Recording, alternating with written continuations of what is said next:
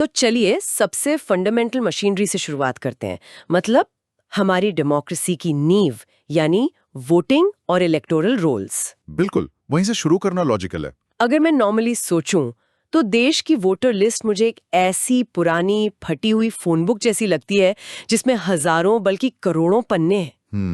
अगर उस massive list में किसी एक स्पेसिफिक इंसान को ढूंढना हो या पैटर्न समझना हो तो बिना किसी डिजिटल सर्च टूल के वो लगभग नामुमकिन है। पहले तो शायद डेटा इजीली मिल जाता था। हाँ, पहले इलेक्शन कमीशन ऑफ इंडिया यानी ईसीआई इन इलेक्टरल रूल्स को टेक्स्ट, पीडीएफ और सीएसवी फॉर्मेट में ऑफिशियली शेयर करता था। अच्छा। उन फॉर्मेट्स का फायदा ये था कि computer based indexing, duplicate detection और लार्ज स्केल वेरिफिकेशन बहुत आसान था। आप एक सिंपल कमांड रन करके हजारों एंट्रीज फिल्टर कर सकते थे। राइट। लेकिन अब ईसीआई ने इन्हें इन टेक्स्ट फॉर्मेट्स में देना पूरी तरह बंद कर दिया है।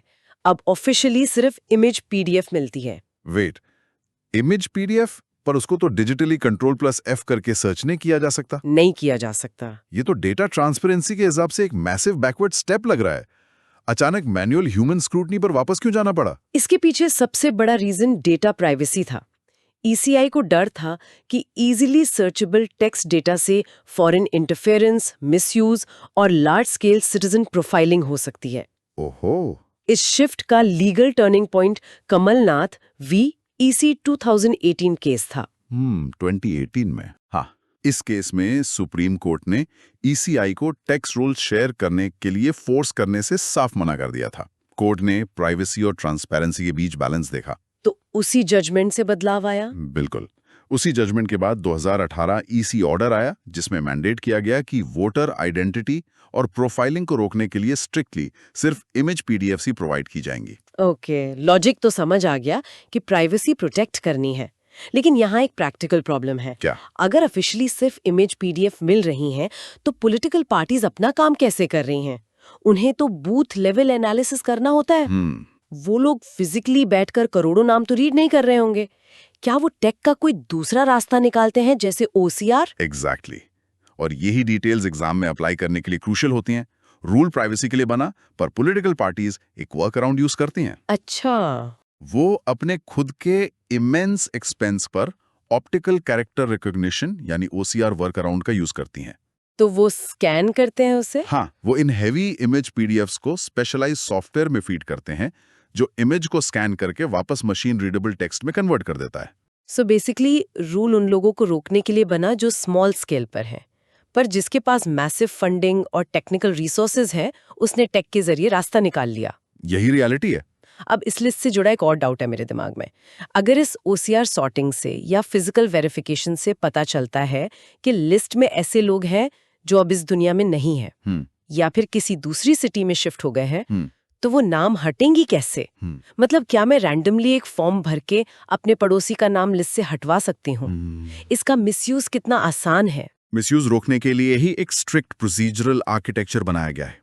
इस पूरे प्रोसेस को इलेक्टोरल रोल डिलीशन कहते हैं, जिसके लिए फॉर्म 7 यूज होता है। Okay, form 7। आप रैंडमली किसी को भी टारगेट नहीं कर सकते क्योंकि इसका statutory anchor explicitly RP act 1950 का सेक्शन 13 क्लॉज 2 और रजिस्ट्रेशन ऑफ इलेक्टर्स रूल्स 1960 है। तो ग्राउंड्स क्या होते हैं? डिलीशन के ग्राउंड्स बिल्कुल स्पेसिफिक हैं, जैसे death of इलेक्टर, shifted residence, under as, non citizenship या डुप्लीकेट एंट्री। लेकिन ग्राउंड लेवल पर ऑब्जेक्शन फाइल कौन करता है?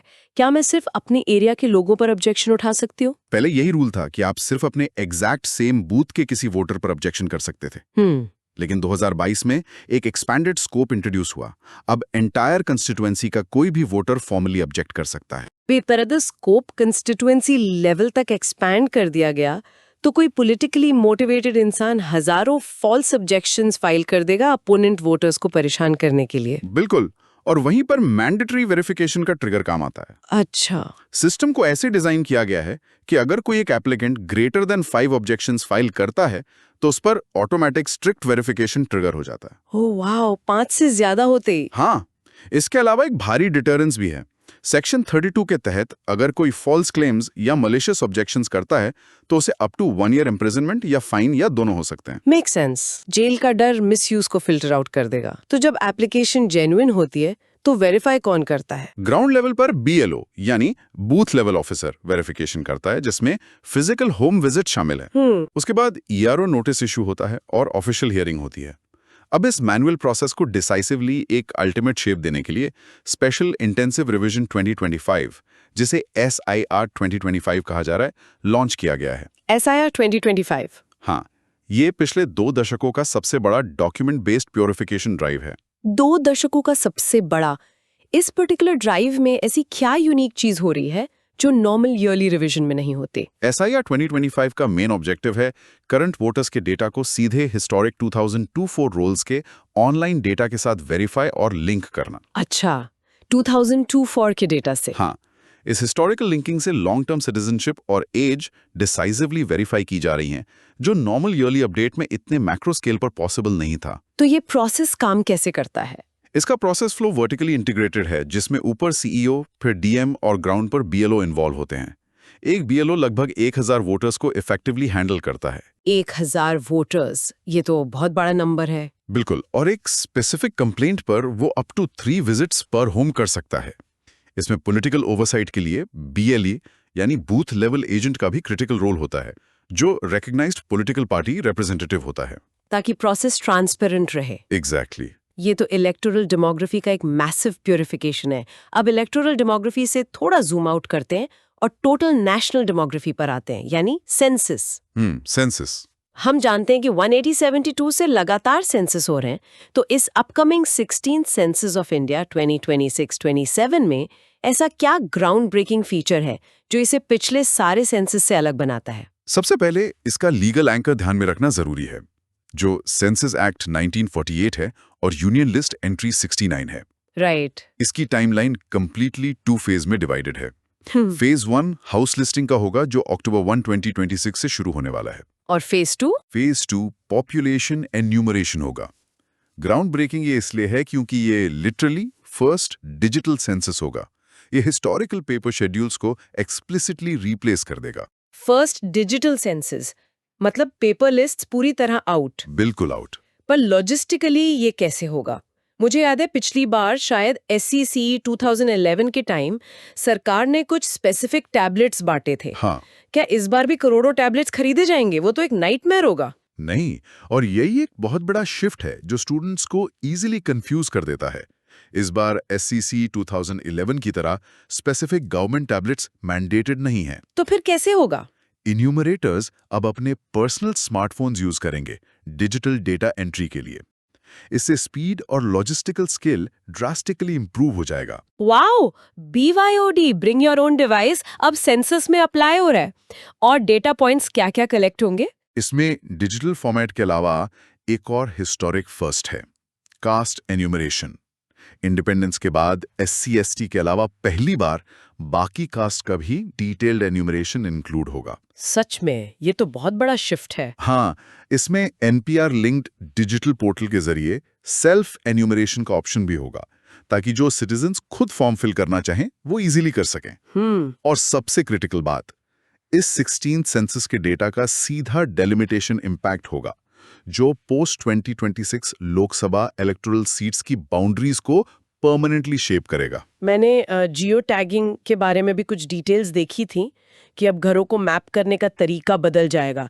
ये नया डिजिटल लेआउट सिस्टम क्या है? पहले enumerators manual hand drawn sketches बनाते थे बाउंड्रीज मार्क करने के लिए। हाँ, कागज पर। अब ज्योग्राफिक इंफॉर्मेशन सिस्टम्स यानी GIS का यूज करके हर स्ट्रक्चर को एक प्रिसाइज लैटिट्यूड लॉन्गिट्यूड असाइन होगा।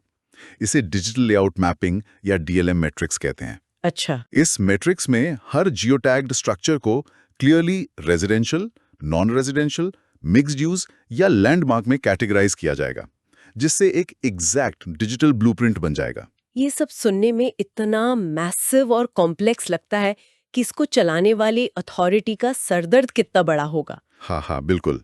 आखिर इस पूरे ऑपरेशन को लीड कौन करता है? ये massive responsibility registrar general and census commissioner की होती है, जिन्हें कैजुअली RGI कहा जाता है। RGI? प्री 1961 के दौर में ये सिर्फ एडहॉक ऑपरेशंस होते थे जो सेंसस आने पर बनाए जाते थे, लेकिन अब ये मिनिस्ट्री ऑफ होम अफेयर्स के अंडर एक परमानेंट स्टैट्यूटरी अथॉरिटी बन चुका है। तो इनकी रैंक क्या होती है? आरजीआई रैंक में एडिशनल सेक्रेटरी लेवल के ऑफिसर होते हैं। तो इनकी डेटा सेट स्पेसिफिकली कौन से हैं? एक तो इन्होंने 1948 एक्ट के अंदर ये सेंसस मैनेज किया। हाँ, और दूसरा सबसे बड़ा data set national population register यानी एनपीआर है, जो सिटीजनशिप एक्ट 1955 के स्टैट्यूटरी प्रोविजंस के अंदर डेवलप होता है। लेकिन इनके अलावा भी आरजीआई 2 और वाइटल स्टैटिस्टिक्स हैंडल करते हैं, सीआरएस और एसआरएस। यहाँ मैं थोड़ा कंफ्यूज हो जाती हूँ, इन दोनों में फंडामेंटल फर्क क्या है? इसे ऐसे समझिए, सीआरएस यानी सिविल रजिस्ट्रेशन सिस्टम एक कंपलसरी लीगल रजिस्ट्रेशन है। देश में हर बर्थ और डेथ का यूनिवर्सल लीगल रिकॉर्ड सीआरएस के अंडर आता है। ओके, तो ये कंपलसरी है। दूसरी तरफ एसआरएस यानी सैंपल रजिस्ट्रेशन सिस्टम एक स्टैटिस्टिकल टूल है। ये कंपलसरी नहीं बल्कि बाय एनुअल सैंपल सर्वेज हैं। अच्छा, सैंपल सर्वेज। हाँ, जो रैंडमली सिलेक्ट किए गए एरियाज में होते हैं ताकि आईएमआर और एमएमआर जैसे क्रिटिकल हेल्थ इंडिकेटर्स का एक डिफिनिटिव सोर्स मिल सके। आरजीआई इसके अलावा uniquely mother tongue survey of India भी कंडक्ट करते हैं। अब समझ आया, एक हर इंडिविजुअल का लीगल ट्रूथ है और दूसरा स्टैटिस्टिकल ट्रेंड्स निकालने का टूल। बिल्कुल सही पकड़ा। टेक किस तरह से मैक्रो गवर्नेंस को चेंज कर रहा है ये तो क्लियरली दिख रहा है, पर ग्राउंड लेवल पर, एकदम लोकल पंचायत लेवल पर भी टेक घुस चुका है। मैं रिसेंटली सभासार के बारे में पढ़ रही थी। अगर मैं इसे सिंप्लीफाई करूं तो ये ग्राम सभास के लिए एक ऐसी स्मार्ट वॉइस रिकॉर्डर डायरी की तरह है जो मीटिंग की सारी बातें सुनती है और मीटिंग खत्म होते ही खुद सारे ऑफिशियल मिनट्स टाइप करके दे देती है। क्या मेरा गेस सही है? ये एनालॉजी बहुत एप्ट है। सभासार बेसिकली एक cutting edge AI NLP tool है। मोपार यानी यूनियन मिनिस्ट्री ऑफ पंचायती राज ने इसको भाषिनी के ओपन सोर्स लैंग्वेज मॉडल्स के साथ इंटीग्रेट करके को-डेवलप किया है। इसकी सबसे बड़ी पावर ये है कि ये 13 इंडियन लैंग्वेजेस को नेटिवली सपोर्ट करता है। तो लोकल डायलेक्ट्स में पंचायत मेंबर जो भी बोलेंगे ये उसे प्रोसेस कर लेगा। एग्जैक्टली। इसका मेन आउटपुट ऑटोमेटेड समराइजेशन और स्ट्रक्चर्ड आउटपुट देना है। वाओ। ये घंटों की अनस्ट्रक्चर्ड डिबेट से सीमलेसली की डिसीजंस, एक्शनेबल पॉइंट्स और बजटरी अप्रूवल्स को एक्सट्रैक्ट करके एक स्टैंडर्डाइज्ड डिजिटल डॉक्यूमेंट बना देता है। ये तो बहुत टाइम बचाएगा। ये भी कहाँ यूज हो रहा है? इसका रोल आउट स्ट्रैटेजी पहले त्रिपुरा से इनिशिएट हो रहा है ताकि वहां के डाइवर्स लैंग्वेज पैटर्न से मॉडल को फाइन ट्यून किया जा सके और फिर नेशनली स्केल किया जाए। लोकल आइडेंटिटी और उनकी लैंग्वेज को टेक्स्ट से इतना ब्यूटीफुली कैप्चर किया जा रहा है, पर जब यही आइडेंटिटी स्टेट लेवल पर पहुंचती है तो बातें सीधे कॉन्स्टिट्यूशन से जुड़ जाती हैं। बिल्कुल। जैसे हाल ही में स्टेट्स के नाम बदलने की कंट्रोवर्सी, द केरलम प्रेसिडेंट।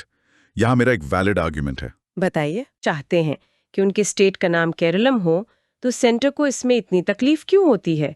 क्या स्टेट्स के पास अपना खुद का नाम बदलने की बेसिक पावर नहीं है? सुनने में ये स्टेट का इंटरनल मैटर लगता है, पर एक्चुअली कॉन्स्टिट्यूशनल एंकर के हिसाब से ये डायरेक्ट फेडरल स्ट्रक्चर का क्वेश्चन है। ये पावर एक्सप्रेसली आर्टिकल 3 और फर्स्ट शेड्यूल के अंडर डिफाइंड है। आर्टिकल 3? हाँ, आर्टिकल 3 सिर्फ पार्लियामेंट को एम्पावर करता है नए स्टेट्स फॉर्म करने, बाउंड्रीज ऑल्टर करने या नाम बदलने के लिए। और क्योंकि देश के सभी स्टेट्स फर्स्ट शेड्यूल में लिस्टेड है, नाम अपडेट करने का मतलब है एक्चुअली कॉन्स्टिट्यूशन को अमेंड करना। तो प्रोसीजर प्रैक्टिकल टर्म्स में चलता कैसे है? प्रोविजर टू आर्टिकल 3 के तहत 2 नॉन नेगोशिएबल कंडीशंस हैं। पहला, bill only on explicit recommendation of the president introduce हो सकता है, किसी भी प्राइवेट मेंबर या जनरल मिनिस्टर के जरिए नहीं। ओके। और दूसरा कंडीशन सबसे क्रिटिकल है, president must refer the bill to the state legislature to seek its views.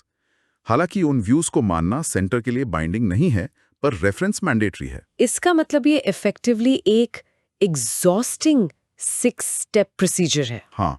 पहले स्टेट रेजोल्यूशन पास करती है, फिर वो सेंटर में MHA स्क्रूटनी के लिए जाता है, फिर कैबिनेट अप्रूवल मिलता है, फिर वहां से प्रेसिडेंट्स रेफरेंस बनकर वापस स्टेट लेजिस्लेचर के पास आता है व्यूज के लिए। बिल्कुल। फिर वापस पार्लियामेंट उसे दोनों हाउसेस में पास करती है और तब जाकर फर्स्ट शेड्यूल अमेंडमेंट लागू होता है। ये तो स्टेट्स को कॉन्स्टिट्यूशनल रियलिटी चेक देने वाली बात हो गई। ये एग्जॉस्टिंग इसलिए बनाया गया है ताकि देश का इंटरनल मैप इजीली अनस्टेबल ना हो। फेडरल फ्रिक्शन वहां और भी इंटेंस हो जाता है जब स्टेट का आइडेंटिटी नहीं बल्कि उसकी पूरी कॉन्स्टिट्यूशनल मशीनरी ब्रेकडाउन हो जाती है। आर्टिकल 356। हाँ, तब आता है आर्टिकल 356, जिसे कॉमनली प्रेसिडेंट्स रूल कहते हैं। ये तो हमेशा से पॉलिटिकल फायरवर्क्स का रीजन रहा है। इसका लीगली वैलिड ट्रिगर कब बनता है? इसके 2 डिस्टिंक्ट ट्रिगर मैट्रिक्स हैं। एक है आर्ट 356 जो डायरेक्टली तब लगता है जब गवर्नर्स रिपोर्ट एस्टैब्लिश करे कि स्टेट की कॉन्स्टिट्यूशनल मशीनरी फेल हो गई है। और दूसरा थोड़ा ट्रिकी है, आर्ट 365। ये तब ट्रिगर होता है जब स्टेट विलफुली यूनियन के बाइंडिंग डायरेक्शंस को कंप्लाई करने में फेल हो जाए। इन दोनों ही केसेस में आउटकम सेम होता है। स्टेट असेंबली सस्पेंडेड या डिसॉल्व हो जाती है और एग्जीक्यूटिव गवर्नेंस डायरेक्टली सेंटर के पास वाया गवर्नर शिफ्ट हो जाती है। पर सेंटर इसे इंडेफिनेटली तो एक्सटेंड नहीं कर सकता ना? इसकी टाइमलाइन क्या होती है? टाइमलाइन स्ट्रिक्टली गार्डेड है। इनिशियल अप्रूवल सिर्फ 2 मंथ्स का होता है, जिसके लिए पार्लियामेंट में सिंपल मेजॉरिटी चाहिए। ओके। रिन्यूअल 6 मंथ ब्लॉक्स में किया जा सकता है। इसकी मैक्सिमम लिमिट इफेक्टिवली 3 इयर्स है। लेकिन यहाँ एक कॉन्सेप्चुअल हर्डल है जहाँ मैक्सिमम लोग एग्जाम में गलती करते हैं, the greater than 1 year hurdle. ऐसा क्या होता है 1 साल के बाद? अगर सेंटर प्रेसिडेंट्स रूल को 1 ईयर से आगे एक्सटेंड करना चाहता है तो आर्बिट्रेरली नहीं कर सकता। अच्छा। 2 में से एक एक्सट्रीम कंडीशन एक्टिव होनी चाहिए, या तो पूरे देश या उस स्टेट में नेशनल इमरजेंसी एक्टिव होनी चाहिए, और election commission must formally certify the absolute inability to hold assembly elections. मतलब आसानी से एक्सटेंड नहीं हो सकता। साथ ही एसआर बुमई केस 1994 ने इसे हेविली कंडीशन कर दिया है। एसआर बुमई केस में क्या हुआ था? इस केस ने एस्टैब्लिश किया कि प्रेसिडेंशियल प्रोक्लेमेशन अल्टीमेट नहीं है और वो हमेशा जुडिशियल रिव्यू के अंडर आएगा, ताकि सेंटर इस पॉलिटिकल टूल का मिसयूज ना कर सके। रीजन्स भी हैं जो स्टेट्स हैं ही नहीं, लेकिन उन्हें एक्सट्रीम ऑटोनॉमी चाहिए। मैं लद्दाख्स डिमांड और द 6th शेड्यूल की बात कर रही हूँ। इस एंटायर डिबेट को मैं ऐसे विजुअलाइज करती हूँ कि मान लीजिए आप एक घर में रहते हैं पिछले कई दशकों से, पर अचानक उस घर का ड्राइंग रूम किसी बाहर वाले के कंट्रोल में चला जाता है और आपको अपने ही घर में मेहमान जैसा फील होता है। ये एनालॉजी उनके करंट सेंटीमेंट को परफेक्टली कैप्चर करती है। लद्दाख का करंट लीगल स्टेटस एक post 2019 UT without a legislature का है। गवर्नेंस डायरेक्टली न्यू दिल्ली से होती है।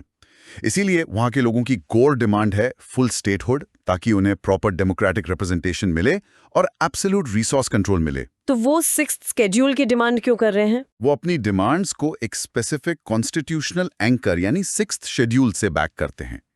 ये शेड्यूल आर्टिकल 244 क्लॉज 2 और 275 क्लॉज 1 के अंडर फ्रेम किया गया था, जो अभी कहाँ अप्लाई होता है? जो अभी स्पेसिफिकली सिर्फ AMTM स्टेट्स पर अप्लाई होता है, आसाम, मेघालय, त्रिपुरा और मिजोरम। इन रीजन्स में जो ऑटोनोमस काउंसिल्स बनती हैं, उनके पास सच में ग्राउंड पर कितनी पावर होती है? क्या वो लिटरली एक मिनी गवर्नमेंट चलाते हैं? उनके पास एक्सेप्शनल पावर्स होती हैं। लेजिस्लेटिव पावर्स के अंदर वो लैंड यूज, फॉरेस्ट मैनेजमेंट और उनके ट्रेडिशनल सोशल कस्टम्स पर लीगली बाइंडिंग लॉज बना सकते हैं। वाओ। जुडिशियल पावर्स में उनके पास अपने विलेज काउंसिल्स और इंटरनल कोर्ट्स होते हैं उनके इंटरनल ट्राइबल डिस्प्यूट्स हैंडल करने के लिए। और फंड्स? फाइनेंशियल पावर्स तो और भी स्ट्रांग हैं। वो स्पेसिफाइड लैंड और ट्रेड एक्टिविटीज पर टैक्सेस लेवी कर सकते हैं और आर्टिकल 275 क्लॉज 1 के वाया कंसोलिडेटेड फंड से डायरेक्ट एडमिनिस्ट्रेटिव ग्रांट्स रिसीव करते हैं। तो इसका मतलब ये काउंसिल्स कंप्लीटली सॉवरेन हो जाती हैं अपने एरियाज में, उनका वर्ड फाइनल होता है? नहीं, और यही वो जगह है जहां एस्पिरेंट्स के लिए एक बड़ा ट्रैप होता है। इसे समझना होगा द गवर्नर्स ओवरराइड की कॉन्टेक्स्ट में। अच्छा, पावर एब्सोल्यूट नहीं है? पावर एब्सोल्यूट नहीं है। स्टेट गवर्नर के पास ओवरराइडिंग एब्सोल्यूट पावर होती है उन स्पेसिफिक ट्राइबल एरियाज को इंडिपेंडेंटली इंक्लूड या एक्सक्लूड करने की। वो काउंसिल्स के बाउंड्रीज ऑल्टर कर सकते हैं। और सबसे क्रिटिकल कंस्ट्रेंट, काउंसिल जो भी लॉज बनाती है वो ऑटोमेटिकली लागू नहीं होते, उन्हें गवर्नर द्वारा एक्सप्लिसिटली अप्रूव करना पड़ता है। So the ultimate check mechanism हमेशा रहता है।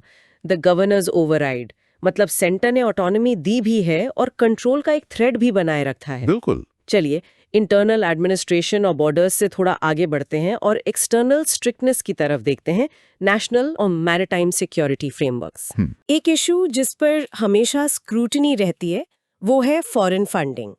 अगर हम FCRA यानी फॉरेन कंट्रीब्यूशन रेगुलेशन एक्ट को पढ़ें तो लगता है इससे स्ट्रिक्ट लॉ शायद ही कोई हो। हाँ, बहुत स्ट्रिक्ट है। नोडल मिनिस्ट्री सीधे MHA है, स्ट्रिक्टली 5 ईयर लाइसेंस चाहिए और पैसा रिसीव करने के लिए exclusive SBI new Delhi account होना ही चाहिए। राइट। साथ ही इलेक्टोरल कैंडिडेट्स, जर्नलिस्ट्स, जजेस, नेताज, इन सभी को फॉरेन फंड्स लेना लीगली फॉरबिडन है। बिल्कुल। ये सब NGOs के लिए तो ठीक है, पर मेरा एक बेसिक सवाल है, मान लीजिए मेरा कोई चाचा या भाई NRI है और वो US से मेरे बैंक अकाउंट में 5 लाख रुपए भेजता है। तो क्या मुझे भी सीबीआई या एमएचए के नोटिस आएंगे एफसीआरए वायलेशन के? हाँ ये डर बहुत रियल है क्योंकि लोग रूल्स को लेकर कंफ्यूज रहते हैं। पर 2022 में एमएचए ने इसमें एक फंडामेंटल रिलैक्सेशन दिया जिसे द 2022 रिलेटिव्स एग्जेम्पशन कहते हैं। अच्छा। तो अब रिलेटिव्स से आने वाले प्राइवेट फंड्स को हेवीली रिलैक्स कर दिया गया है।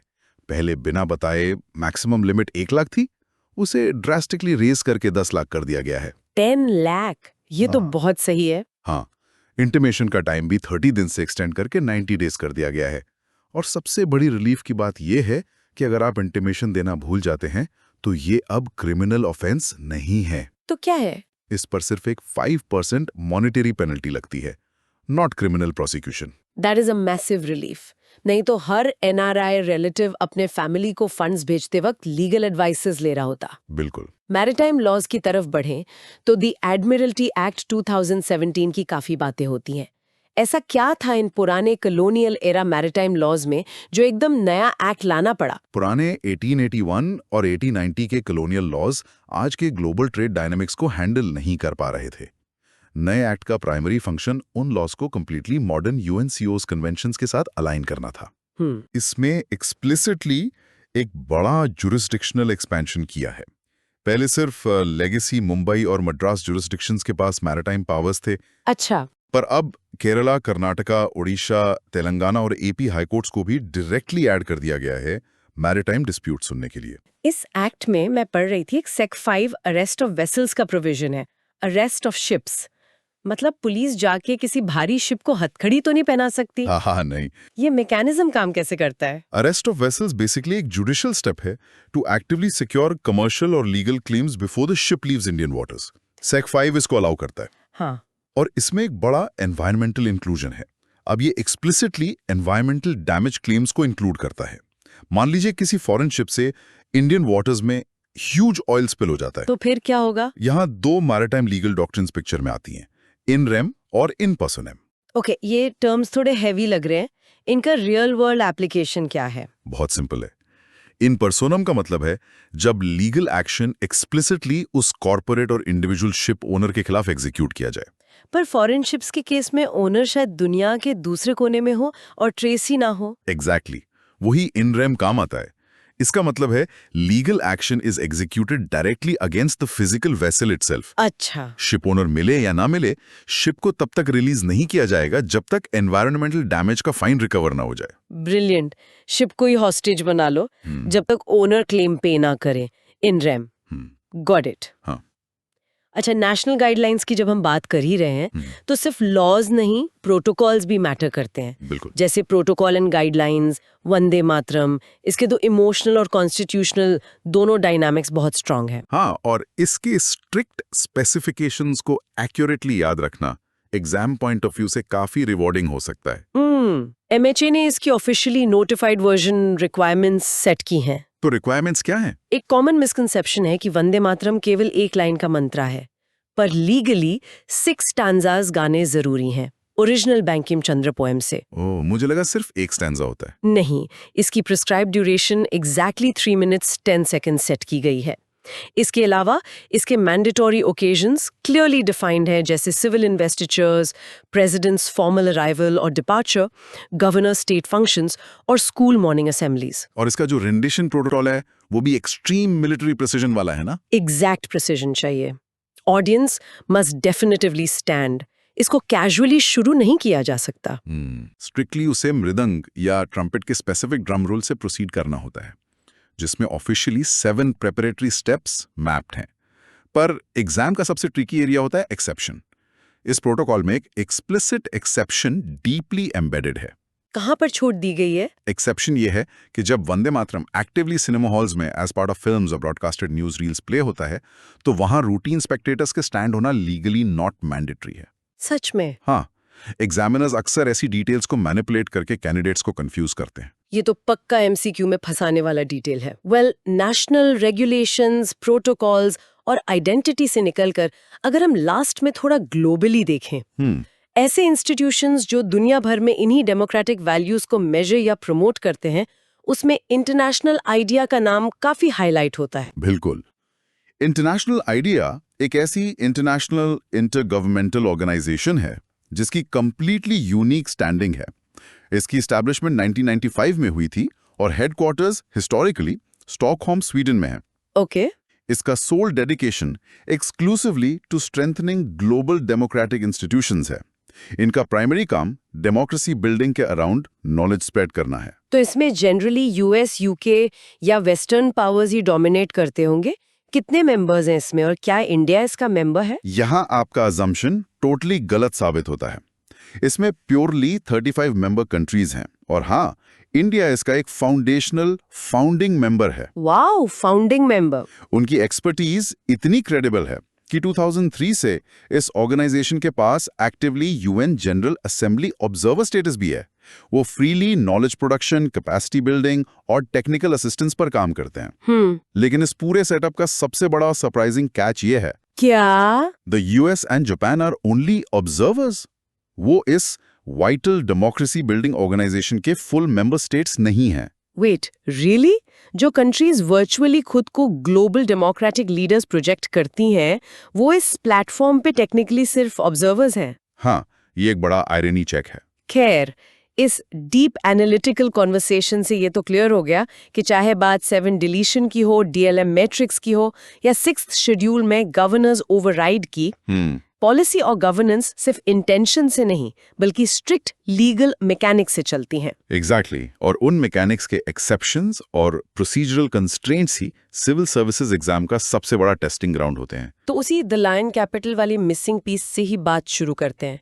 मतलब 3rd सेंचुरी BCE में एम्परर अशोका ने इसे सारनाथ में बनवाया था, है ना? हाँ, और 1905 में सारनाथ म्यूजियम में इसे डिस्कवर किया गया। राइट, और 26 जन 1950 को ऑफिशियली इंडिया के स्टेट एम्बलम के रूप में अडॉप्ट किया गया।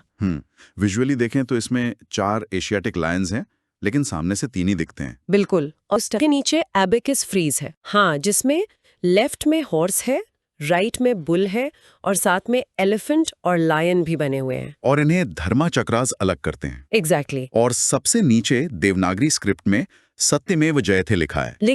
लेकिन वो मिसिंग डिटेल क्या है जो प्रीलिम्स का ट्रैप बन सकता है, मैं उस पर आना चाहती हूँ। वो मिसिंग डिटेल है बेल शेप्ड लोटस बेस। ओहो, अच्छा। हाँ, ओरिजिनल अशोका पिलर के बेस में एक बहुत ही प्रोमिनेंट उल्टे कमल के आकार का बेल शेप्ड लोटस बेस था। लेकिन 26 जनवरी 1950 को जब ऑफिशियल स्टेट एम्बलम का ब्लूप्रिंट फाइनल हुआ तो इस हिस्से को डिलिबरेटली ओमिट कर दिया गया। Wait, deliberately? हाँ, और कैंडिडेट्स अक्सर ये मान लेते हैं कि सारनाथ पिलर का एग्जैक्ट रेप्लिका ही हमारा एम्बलम है।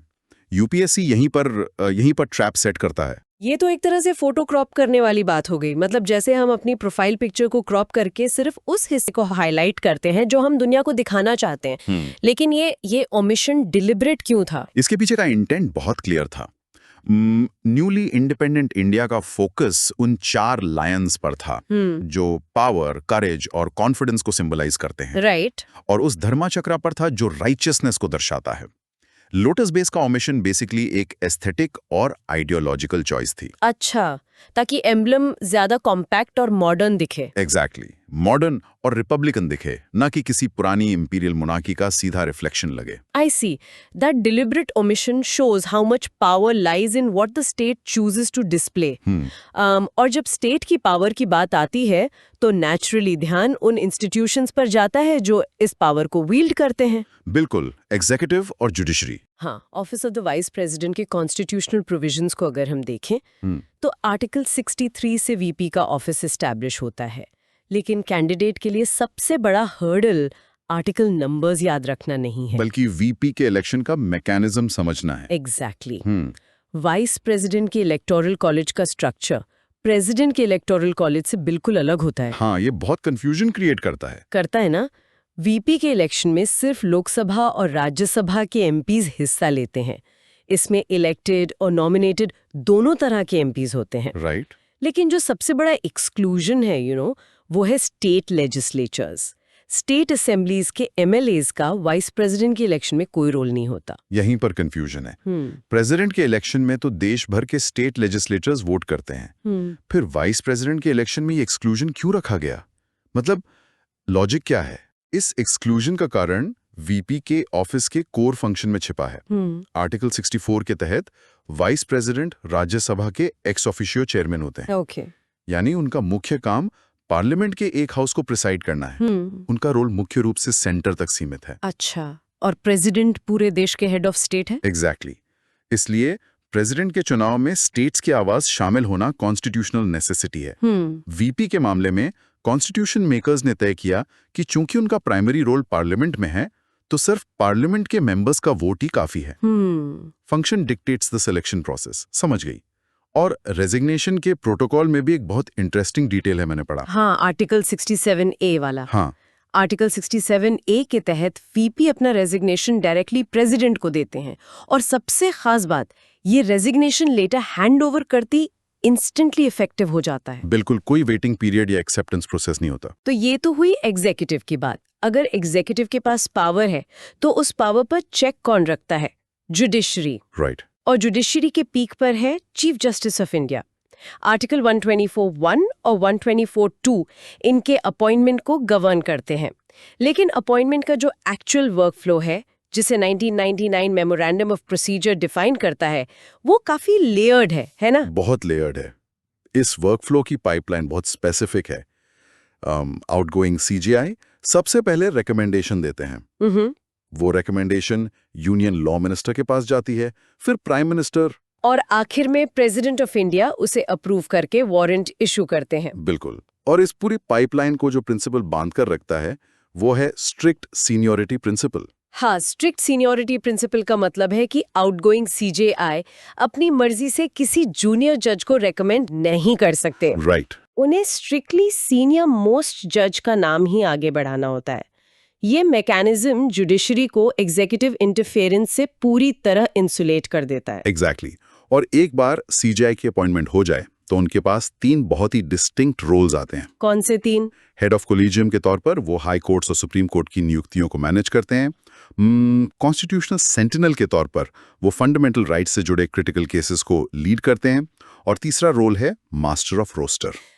मास्टर ऑफ रोस्टर वाले कॉन्सेप्ट को मैं ना एक स्कूल प्रिंसिपल की जिम्मेदारी की तरह देखती हूँ। कैसे? मतलब जैसे प्रिंसिपल तय करता है कि कौन सा टीचर कौन सी क्लास लेगा और कौन सा सब्जेक्ट पढ़ाएगा, ठीक वैसे ही सीजीआई तय करते हैं कि कौन सा जज कौन सा केस सुनेगा। बहुत सही एनालॉजी है। बेंचेस का एलोकेशन, केसेस की लिस्टिंग, ये पूरी एडमिनिस्ट्रेटिव पावर सीजीआई के हाथ में होती है। अब एक सवाल उठता है कि ये जो एग्जीक्यूटिव है, इसे चुनता कौन है, और वो चुनाव की प्रक्रिया कितनी फूल प्रूफ है? हाँ, इलेक्शंस। राइट। यहाँ से ईवीएम बैलेट एवोल्यूशन का बहुत ही इंटरेस्टिंग टेक्निकल एस्पेक्ट सामने आता है, जो कंडक्ट ऑफ इलेक्शन रूल्स 1961 के रूल 49B के तहत गवर्नड है। ईवीएम बैलेट पेपर्स के स्पेसिफिकेशंस यूपीएससी के लिए बहुत हाई यील्ड है। सबसे पहला मैट्रिक है candidate photo. Ballot panel blueprint के मुताबिक कैंडिडेट की फोटो को एलोटेड स्पेस का स्ट्रिक्टली 75% कवर करना ही होता है। वेट, 75% कवरेज रिक्वायरमेंट पहली नजर में बहुत आर्बिट्री नहीं लगती? मतलब अगर फोटो 60% स्पेस ले रही है तो क्या फर्क पड़ता है? बहुत फर्क पड़ता है। एक्चुअली ये विजिबिलिटी और सिमिलर नेम कंफ्यूजन को दूर करने के लिए है। अच्छा। भारत के इलेक्शंस में अक्सर एक ही नाम के कई कैंडिडेट्स खड़े हो जाते हैं। वोटर के पास सिर्फ इलेक्शन सिंबल और कैंडिडेट का चेहरा होता है उसे पहचानने के लिए। राइट। अगर फोटो छोटी होगी या बैकग्राउंड बहुत ज्यादा होगा, तो लो विजन वाले वोटर्स या रूरल एरियाज में कंफ्यूजन हो सकता है। 75% फेशियल कवरेज इंश्योर करता है कि वोटर बिना किसी डाउट के सही इंसान को वोट दे। ओहो, अब समझ आया। और क्लैरिटी को मेंटेन करने के लिए सीरियल नंबर्स को बोल्ड, साइज 30 में और इंटरनेशनल न्यूमरल्स में प्रिंट किया जाता है। बिल्कुल। और एक बैलेट शीट पर मैक्सिमम 15 कैंडिडेट्स और एक नोटा का ऑप्शन होता है। पेपर स्पेक्स भी बहुत स्ट्रिक्टली डिफाइंड है। असेंबली इलेक्शंस के लिए स्ट्रिक्टली पिंक पेपर का इस्तेमाल होता है। Pink paper? ये कोई रैंडम चॉइस तो नहीं होगी? बिल्कुल नहीं। कई बार पार्लियामेंट्री और असेंबली इलेक्शंस एक साथ होते हैं। हाँ। इलेक्शन ऑफिशियल्स को काउंटिंग के वक्त इंस्टेंटली डिस्टिंग्विश करना होता है कि कौन सा बैलेट किस इलेक्शन का है। कलर कोडिंग जैसे असेंबली के लिए पिंक मैसिव एडमिनिस्ट्रेटिव डिजास्टर्स को प्रिवेंट करती है। Wow, details matter. वोटिंग देश के सिटीजन्स का अधिकार है, लेकिन उन लोगों का क्या जिनकी जड़ें तो भारत में हैं पर वो अब फॉरेन सिटीजन्स हैं? हाँ, यही एंट्री होती है ओसीआई स्कीम की, यानी overseas citizens of India. Right. Ministry of home affairs ने इसे 2005 में लॉन्च किया था, है ना? हाँ, 2005 में। OCI एलिजिबिलिटी बहुत क्लियर है। 26 जैन 1950 को या उसके बाद जो लोग भारत के नागरिक थे या उनके डिसेंडेंट्स वो एलिजिबल हैं। लेकिन एक स्ट्रिक्ट एक्सक्लूजन पॉलिसी है। पाकिस्तानी या बांग्लादेशी एंसेस्ट्री वाले इंडिविजुअल्स किसी भी कंडीशन में OCI के लिए अप्लाई नहीं कर सकते। OCI स्टेटस को समझने का सबसे आसान तरीका है इसे एक VIP क्लब मेंबरशिप की तरह देखना। बिल्कुल। मतलब आपको life time multiple entry visa मिलता है, आप जब चाहें आ जा सकते हैं, बिजनेस कर सकते हैं, नॉन एग्रीकल्चरल प्रॉपर्टी खरीद सकते हैं, लेकिन आप क्लब की मैनेजमेंट में हिस्सा नहीं ले सकते। एग्जैक्टली। वोटिंग राइट्स नहीं हैं, कॉन्स्टिट्यूशनल पोस्ट जैसे प्रेसिडेंट, VP या सुप्रीम कोर्ट जज ये सब होल्ड नहीं कर सकते हैं। और एग्रीकल्चरल या प्लांटेशन लैंड खरीदना स्ट्रिक्टली प्रोहिबिटेड है। और अगर VIP क्लब के रूल्स तोड़े गए तो मेंबरशिप कैंसिल। हाँ, cancellation rules section 7D of the citizenship act 1955 के तहत आते हैं। अगर किसी OCI कार्ड होल्डर को 2 इयर्स या उससे ज्यादा की इम्प्रिजनमेंट होती है या उस पर 7 इयर्स या उससे ज्यादा की सजा वाले ऑफेंस की चार्जशीट लगती है तो स्टेटस कैंसिल हो सकता है। और इस रूल का एक्स्ट्रा टेरिटोरियल एप्लीकेशन बहुत महत्वपूर्ण है। मतलब है कि ऑफेंस चाहे इंडिया में हुआ हो या किसी फॉरेन जुरिस्डिक्शन में। अच्छा। हाँ, अगर इंडियन लॉ उस ऑफेंस को 2 साल की सजा के लायक मानता है तो OCI कैंसिलेशन ट्रिगर हो सकता है। फ्रॉड, डिसअफेक्शन या सॉवरेनिटी को थ्रेट भी कैंसिलेशन के वैलिड ग्राउंड्स हैं। और डेटा मैनेजमेंट का बिल्कुल। 26/11 मुंबई अटैक्स के बाद इंटेलिजेंस एजेंसीज ने रियलाइज किया कि उनके पास इंफॉर्मेशन तो है लेकिन वो साइलोज में बटी हुई है, अलग अलग जगहों पर। हाँ, इसी गैप को भरने के लिए net grid, national intelligence grid conceptualise किया गया था जो 2023 में फुली ऑपरेशनलाइज हो चुका है। Net grid ministry of home affairs के अंदर काम करता है। इसका core architecture Aadhaar, bank records, telecom data, airline PNRs, driving licences, इन सभी फ्रैगमेंटेड डेटा सोर्सेज को एक प्लेटफॉर्म पर इंटीग्रेट करता है। ये बिल्कुल एक जायंट जिगसॉ पजल को सॉल्व करने जैसा है। एग्जैक्टली। पहले IB के पास पजल का एक टुकड़ा होता था, ED के पास दूसरा और पुलिस के पास तीसरा। नेट ग्रिड इन सारे डेटा पॉइंट्स को एक साथ लाकर एक क्लियर पिक्चर बनाता है। बिल्कुल सही। और सोर्स में जिस कीवर्ड पर कैंडिडेट्स को सबसे ज्यादा ध्यान देना है वो है प्रिडिक्टिव इंटेलिजेंस। Predictive intelligence. हाँ, पहले इंटेलिजेंस एजेंसीज रिएक्टिव होती थी, मतलब क्राइम होने के बाद FIR दर्ज होती थी, फिर डेटा मांगा जाता था। Right. NATGRID advance cyber security protocols का इस्तेमाल करके प्रिडिक्टिव इंटेलिजेंस जनरेट करता है, यानी बिना किसी FIR के पैटर्न्स को एनालाइज करके क्राइम होने से पहले उसे रोकना। Wow, proactive approach.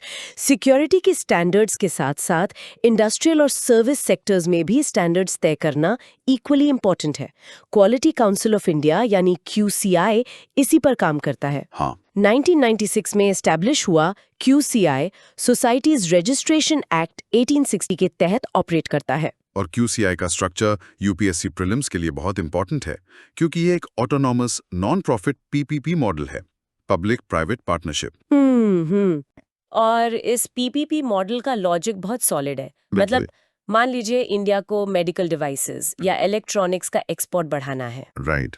अगर सिर्फ गवर्नमेंट रूल्स बनाएगी तो प्रोसेस स्लो हो सकता है। प्राइवेट सेक्टर की एजिलिटी और DPIIT के पब्लिक ऑब्जेक्टिव्स को मिला देने से नेशनल एक्रेडिटेशन और service sector quality globally competitive बन जाती है। बिल्कुल। और स्टैंडर्ड्स को एनफोर्स करने के लिए लीगल फ्रेमवर्क भी इवॉल्व हो रहा है। ट्रिब्यूनल रिफॉर्म्स एक्ट 2021 एक ऐसा ही मेजर शिफ्ट था। हाँ, इस एक्ट ने कई एपेलेट ट्रिब्यूनल्स जैसे film certification appellate tribunal, intellectual property appellate board, इन सबको एबॉलिश कर दिया। और इनका जुरिस्डिक्शन सीधे हाई कोर्ट्स को ट्रांसफर कर दिया। लेकिन क्यों? गवर्नमेंट का तर्क था कि ट्रिब्यूनल्स का एम केसेस को फास्ट ट्रैक करना था, लेकिन रियलिटी में ट्रिब्यूनल के फैसले के बाद भी पार्टीज हाई कोर्ट्स में अपील करती थी। अच्छा, मतलब डबल प्रोसेस हो रहा था। हाँ, इससे इंटीग्रेशन और रिड्यूस्ड डिले का पर्पस डिफीट हो रहा था, इसलिए उस बीच की लेयर को ही हटा दिया गया। हालांकि इस पर लीगल सर्कल्स में काफी डिबेट भी है कि हाई कोर्ट्स जो पहले ही बैकलॉग से जूझ रहे हैं उन पर बर्डन और बढ़ जाएगा। वो भी एक वैलिड पॉइंट है। लेकिन एक्ट का फोकस स्ट्रीमलाइनिंग पर था और ट्रिब्यूनल्स में अपॉइंटमेंट्स के लिए जो सर्च कम सिलेक्शन कमेटी बनती है उसी सीजेआई या उनके नॉमिनी चेयर करते हैं। राइट।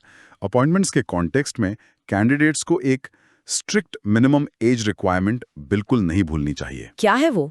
ट्रिब्यूनल रिफॉर्म्स एक्ट के तहत मेंबर्स और चेयरपर्सन की मिनिमम एज 50+ ईयर्स होनी ही चाहिए। 50+? हाँ, 50 साल से कम उम्र का कोई भी व्यक्ति अपॉइंट नहीं हो सकता। ओके। टेन्योर की बात करें तो चेयरपर्सन के लिए 4 इयर्स या 70 इयर्स ऑफ एज और मेंबर्स के लिए 4 इयर्स या 67 इयर्स ऑफ एज तय किया गया है। Got it. इंटरनल सिस्टम्स और जुडिशियल स्ट्रीमलाइनिंग को समझने के बाद अब हम इंडिया के गवर्नेंस मॉडल के उस हिस्से पर चलते हैं जहां डिप्लोमेसी और रीजनल ऑटोनॉमी की परीक्षा होती है। The इंडो-नागा framework agreement. हाँ, जो अगस्त 3, 2015 को गवर्नमेंट ऑफ इंडिया और NSCN-MIM यानी national socialist council of Nagaland Isak Muivah के बीच साइन हुआ था। इस एग्रीमेंट की फाउंडेशन 4 पिलर्स पर टिकी है: यूनिक हिस्ट्री के acknowledgement, mutual respect, democratic execution और जो प्रीलिम्स के लिए सबसे क्रिटिकल कॉन्सेप्ट है, शेयर्ड सॉवरेनिटी। शेयर्ड सॉवरेनिटी ये एक बहुत ही कॉम्प्लेक्स कॉन्सेप्ट है। आमतौर पर सॉवरेनिटी को एब्सोल्यूट माना जाता है, यानी सुप्रीम पावर सिर्फ सेंटर के पास है। लेकिन फ्रेमवर्क एग्रीमेंट एक कोऑपरेटिव कोएग्जिस्टेंस का मॉडल पेश करता है। सोर्स में दिए गए डायग्राम के अनुसार ये मॉडल इक्वल डायलॉग पर आधारित है, सबऑर्डिनेशन पर नहीं।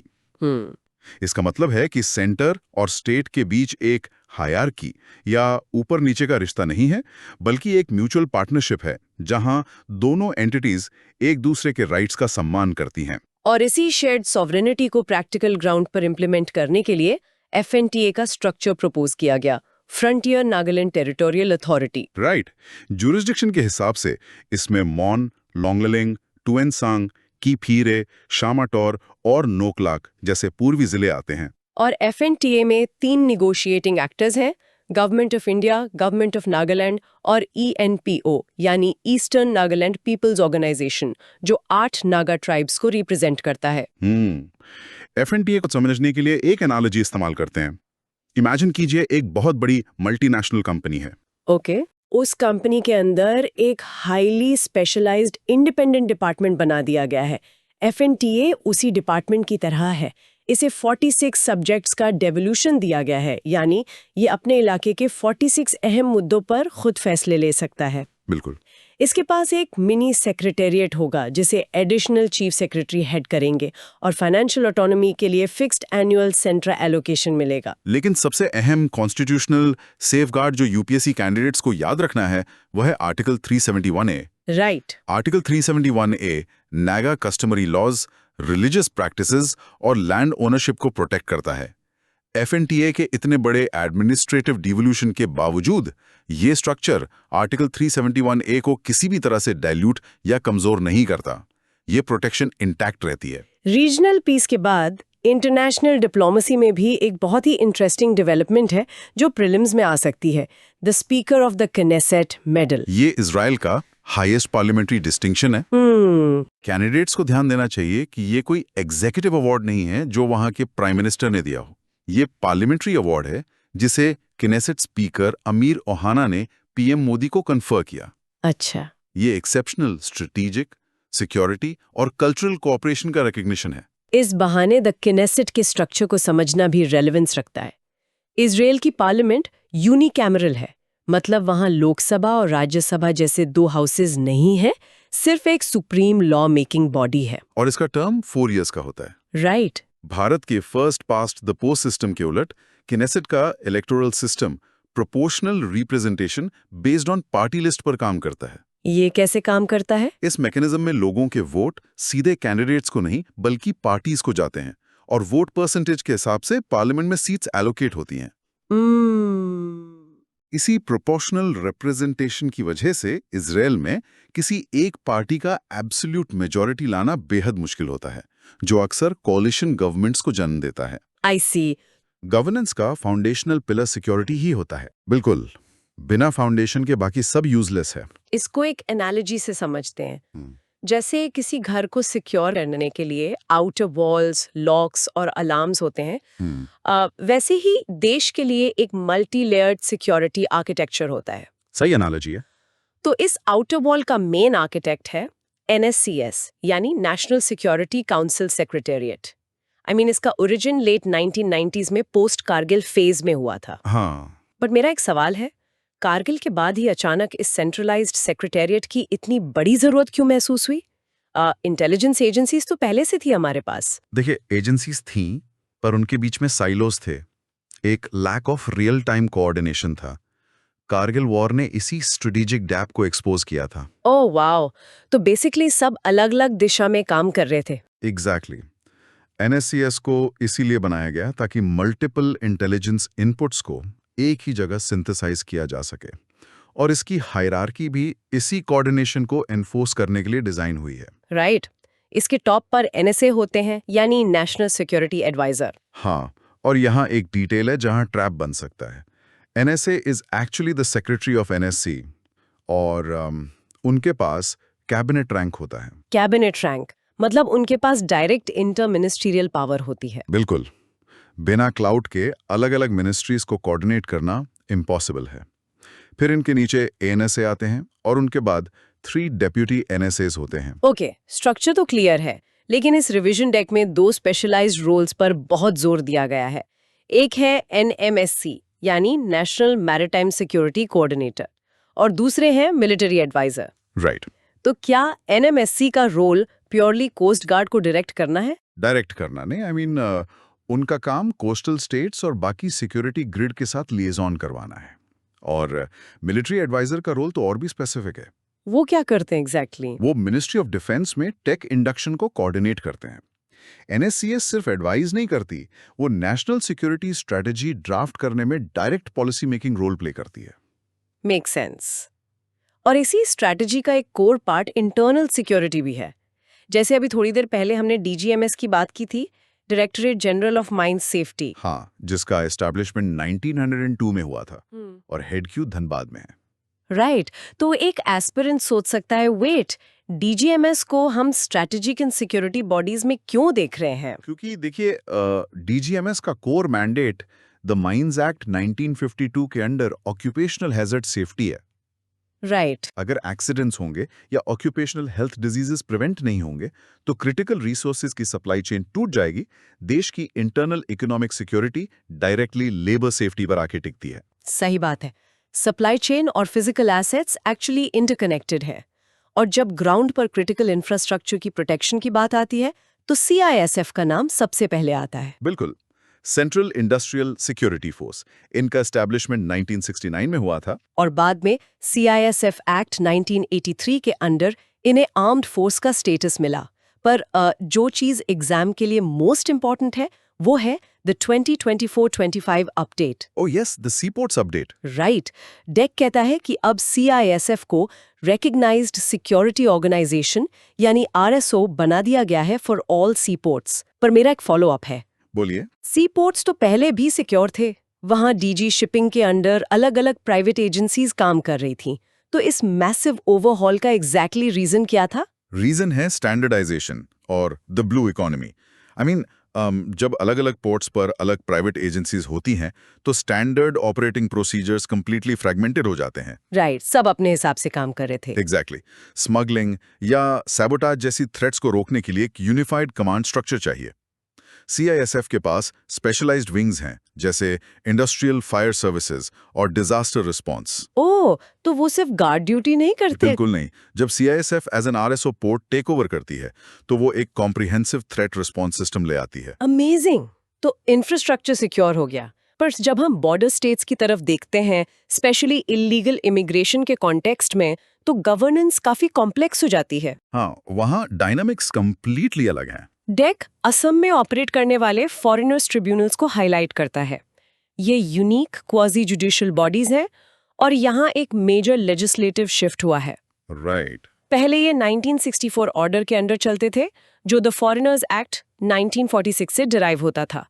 पर अब इसे the immigration and foreigners act 2025 से रिप्लेस कर दिया गया है। और ये नया एक्ट गेम चेंजर है, स्पेशली इनकी टाइमलाइंस की वजह से। हाँ, स्ट्रिक्ट टाइमलाइंस बहुत एक्सप्लिसिटली मेंशन की गई हैं। सिर्फ 10 डेज मिलेंगे सिटीजनशिप प्रूव करने के लिए, और 60 डेज में केस डिस्पोज करना होगा। बट वेट, प्रैक्टिकली इतनी फास्ट टाइमलाइन इन्फोर्स कैसे होगी? यही तो 2025 न्यू पावर्स का मेन पॉइंट है। नए एक्ट ने इन ट्रिब्यूनल्स को सिर्फ नाम का नहीं बल्कि एक्चुअल सिविल कोर्ट और फर्स्ट क्लास मैजिस्ट्रेट की पावर्स दे दी हैं। ओह, मतलब अब इनके पास जेन्युइन टीथ हैं। तो सिक्योरिटी और बॉर्डर्स टाइटनिंग की बात हो गई, पर चलिए अब इस डिस्कशन को ट्रांजिशन करते हैं। What does this all mean अगर सिस्टम के अंदर ही लीक्स हों? राइट। करप्शन एक इंटरनल टर्माइट की तरह काम करता है। बिल्कुल। बॉर्डर सिक्योर है, इंफ्रा सेफ है, पर पैसा और पावर सही जगह यूज हो रहा है या नहीं, इस पर ओवरसाइट कैसे रखी जाती है? यही हमारा सेकंड पिलर है, द वॉच डॉग्स, यानी अकाउंटेबिलिटी एंड ट्रांसपेरेंसी। और इसमें सबसे पहला नाम एस्टिमेट कमेटी का आता है। हाँ, मैं इसको एक घर के स्ट्रिक्ट अकाउंटेंट की तरह देखती हूँ, और डेक ने द नंबर्स पर बहुत फोकस किया है। इसमें सिर्फ 30 लोकसभा एमपीज ओनली होते हैं, नो मिनिस्टर्स अलाउड, और 1 ईयर टर्म होती है। सही पकड़ा आपने। पर एक सेकेंड, अगर ये पार्लियामेंट की कमेटी है तो राज्यसभा एमपीज को एक्सक्लूड क्यों किया गया है? देखिए, ये एक क्लासिक कॉन्स्टिट्यूशनल डिजाइन है। इसका लॉजिक बजट के स्ट्रक्चर में है। एस्टिमेट कमेटी का प्राइमरी काम गवर्नमेंट एक्सपेंडिचर्स को रिव्यू करना है। ओके। और constitutionally power of the purse यानी पैसे खर्च करने का प्राइमरी अधिकार लोकसभा के पास होता है। जब राज्यसभा डिमांड्स फॉर ग्रांट्स पर वोट ही नहीं कर सकती तो उनके मेंबर्स को स्क्रूटनी में शामिल करने का लॉजिक नहीं बनता। That makes perfect sense. और नो मिनिस्टर्स अलाउड वाला rule clearly conflict of interest को रोकने के लिए है। कोई मिनिस्टर अपने डिपार्टमेंट का खर्चा कैसे ऑडिट करेगा? एग्जैक्टली। लेकिन इनका जो इलेक्शन प्रोसीजर है वो बड़ा कॉम्प्लेक्स है। Election is through proportional representation by means of a single transferable vote. Simple majority से एमपीज क्यों नहीं चुन लिए जाते? अगर सिंपल मेजॉरिटी होती तो रूलिंग पार्टी जिसके पास लोकसभा में पहले से नंबर्स हैं वो पूरी 30 सीट्स पर अपने लोग बिठा देती। राइट। कमेटी तो बस एक एको चेंबर बन जाती। सही बात। सिंगल ट्रांसफरेबल वोट ये इंश्योर करता है कि ऑपोजिशन को भी उनके नंबर्स के प्रोपोर्शन में सीट्स मिले ताकि स्क्रूटनी जेन्युइन हो। और याद रहे, ये कमेटी पब्लिक अंडरटेकिंग्स को रिव्यू नहीं करती। राइट, उसके लिए अलग कमेटी है। तो ये पार्लियामेंट का रिव्यू मैकेनिज्म हुआ। लेकिन देश का ultimate full time guardian of the public purse तो सीएजी है। बिल्कुल, कंट्रोलर एंड ऑडिटर जनरल। इनका कॉन्स्टिट्यूशनल बेसिस आर्टिकल 148 से लेकर आर्टिकल 151 तक कवर होता है। इनका टेन्योर है 6 साल और 65 इयर्स एज। इनकी रिपोर्टिंग पीएसी यानी पब्लिक अकाउंट्स कमेटी को होती है फॉर एप्रोप्रिएशन, फाइनेंस और पब्लिक अंडरटेकिंग्स। हाँ, ये बेसिक्स है। पर मुझे हमेशा एक फंडामेंटल फ्लॉ लगता है सीएजी के प्रोसेस में। I mean, पैसा खर्च हो चुका है, स्कैम हो चुका है, उसके 1-2 साल बाद सीएजी आकर रिपोर्ट निकालता है।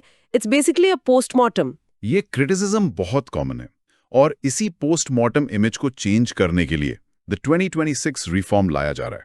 This is a crucial area for aspirants to focus on. The 2026 reform, ये ग्राउंड रियलिटी कैसे चेंज करेगा? अब तक क्या था कि स्टेट सिविल ऑडिट ऑफिसेज काफी डिस्पर्स्ड थे। 2026 रिफॉर्म का मेन फोकस है 4000 सेंट्रलाइज्ड डोमेन एक्सपर्ट प्रोफेशनल्स को सिस्टम में लाना। Oh, massive hiring of experts. Yes, और इनको 2 स्पेशलाइज्ड कैडरेज में बांटा जाएगा, सीआरए यानी सेंट्रल रेवेन्यू ऑडिट और सीईए यानी सेंट्रल एक्सपेंडिचर ऑडिट। जब आप ऑडिट फोर्सेस को ऐसे सेंट्रलाइज्ड और स्पेशलाइज कर देते हैं तो वो हिस्टोरिकल डिलेज खत्म हो जाते हैं और ऑडिट रियल टाइम के ज्यादा करीब आ जाता है। वाओ, तो फोकस अब स्पीड और स्पेशलाइजेशन पर है। बिल्कुल। ऑलराइट, तो फाइनेंशियल इरेगुलरिटीज को सीएजी देख रहा है, पर करप्शन सिर्फ पैसे का नहीं होता। इंफॉर्मेशन हाइडिंग और सिस्टम लेवल डिलेज भी तो होते हैं। अगर आम आदमी के पास गवर्नमेंट इंफॉर्मेशन एक्सेस करने का सवाल हो तो वहां 2 बॉडीज आती हैं, लोकपाल और सीआईसी। दोनों का गोल क्लीन गवर्नेंस है, पर ये एक ही काम अलग तरीके से कैसे करते हैं, इनमें कॉन्ट्रास्ट क्या है? अगर एक एनालॉजी दूं तो सीआईसी एक स्पॉटलाइट की तरह है और लोकपाल हैंडकफ्स की तरह। इंटरेस्टिंग। स्पॉटलाइट और हैंडकफ्स, प्लीज इलैबोरेट कीजिए। इनका एस्टैब्लिशमेंट 12 अक्टूबर 2005 को हुआ था under sect 12 of the RTI act 2005। इनका क्वाजी जुडिशियल मैंडेट है गवर्नेंस में ट्रांसपेरेंसी लाना। राइट। इनके स्ट्रक्चर में अप टू 10 इंफॉर्मेशन कमिश्नर्स होते हैं और इनकी अपॉइंटमेंट कमेटी में पीएम, एलओपी इन लोकसभा और एक यूनियन कैबिनेट मिनिस्टर होते हैं। सही। तो जब गवर्नमेंट कोई फाइल छुपाती है, CIC RTI के थ्रू उस इंफॉर्मेशन को पब्लिक डोमेन में लाकर उस पे स्पॉटलाइट डालता है। वो सीधा जेल नहीं भेजते। और लोकपाल क्रिमिनल इन्वेस्टिगेशन स्टार्ट करता है, मतलब हैंडकफ्स। एग्जैक्टली। लोकपाल का एवोल्यूशन बहुत लंबा रहा है। 1963 का प्रपोजल था, फिर 1966 की फर्स्ट ARC रिपोर्ट, 2013 का एक्ट और फाइनली जैन 2014 में ऑपरेशनल हुआ। लोकपाल का कॉम्पोजिशन उसकी सबसे बड़ी स्ट्रेंथ लगती है। 50% जुडिशियल और 50% नॉन जुडिशियल मेंबर्स। इनका टेन्योर 5 इयर्स 70 एज है। लेकिन यहाँ मेरा एक पुशबैक है। हाँ, बताइए। अगर लोकपाल का मैंडेट इन्वेस्टिगेशन और प्रोसिक्यूशन है, तो पूरी बॉडी 100% जुडिशियल क्यों नहीं है? नॉन जुडिशियल मेंबर्स का वहाँ क्या काम? क्योंकि देखें, करप्शन सिर्फ सीधे तौर पर कानून तोड़ना नहीं होता। गवर्नेंस में टेंडर कैसे रिग किए जाते हैं, फाइल कहाँ इंटेंशनली अटकाई जाती है, ये लूपहोल्स एक जज नहीं पकड़ सकता। ओह, उसके लिए एडमिनिस्ट्रेटिव एक्सपीरियंस चाहिए। बिल्कुल। एक फॉर्मर IAS या IPS ऑफिसर जिसके पास 25-30 साल का ग्राउंड एक्सपीरियंस हो, वही इन एडमिनिस्ट्रेटिव ट्रिक्स को स्पॉट कर सकता है। इसलिए ये 50-50 स्प्लिट रखा गया है। Makes total sense. और इनका जुरिस्डिक्शन तो काफी एक्सटेंडेड है, प्राइम मिनिस्टर, यूनियन मिनिस्टर्स और MPs तक। हाँ, और CBI पर इनकी लिमिटेड सुपरिंटेंडेंस भी होती है। Alright, here's where it gets really interesting. I mean, देश सिर्फ पुलिस और वॉचडॉग से तो चलता नहीं है। कोऑपरेटिव फेडरलिज्म, ट्राइबल राइट्स और पार्लियामेंट्री प्रोसीजर्स भी इक्वली इम्पोर्टेंट है। सही बात है। गवर्नेंस एक फ्रेमवर्क है। नीति आयोग इस कोऑपरेटिव फेडरलिज्म का सबसे बड़ा एग्जाम्पल है। एस्टैब्लिश्ड 1 जनवरी 2015। ये एक प्योरली एडवाइजरी बॉडी है जो PM चेयर करते हैं। इसके मेन पिलर्स हैं एस्पिरेशनल डिस्ट्रिक्ट्स प्रोग्राम, अटल इनोवेशन मिशन और SDG लोकलाइजेशन। राइट। पर हम इन मैक्रो स्कीम्स पर नहीं रुकेंगे। गवर्नेंस का असली टेस्ट तो डिजिटल ग्राउंड लेवल इम्प्लीमेंटेशन पे होता है, राइट? बिल्कुल। और इस डेक का एक स्टैंड आउट फीचर है मेरी पंचायत ऐप का जिक्र, जिसे मिनिस्ट्री ऑफ पंचायती राज और NIC ने मिलकर डेवलप किया है। इसे WSI चैंपियन अवार्ड 2025 मिला है। पर ये ऐप एक्चुअली रूरल गवर्नेंस में ट्रांसपेरेंसी ला कैसे रही है? और एक्सेसिबिलिटी। पहले गांव में पेपर पर एक प्रोजेक्ट सैंक्शन होता था और बिना ग्राउंड पर काम हुए पैसे रिलीज हो जाते थे। राइट, पेपर पर सड़क बन गई, असल में कुछ नहीं है। एग्जैक्टली। अब इस ऐप के थ्रू हर प्रोजेक्ट की लाइव जियो टैगिंग होती है। कोई भी सिटीजन इस ऐप पर रियल टाइम फंड्स देख सकता है। ये ऐप गवर्नेंस को कंप्लीटली ट्रांसपेरेंट बना रही है। वाओ!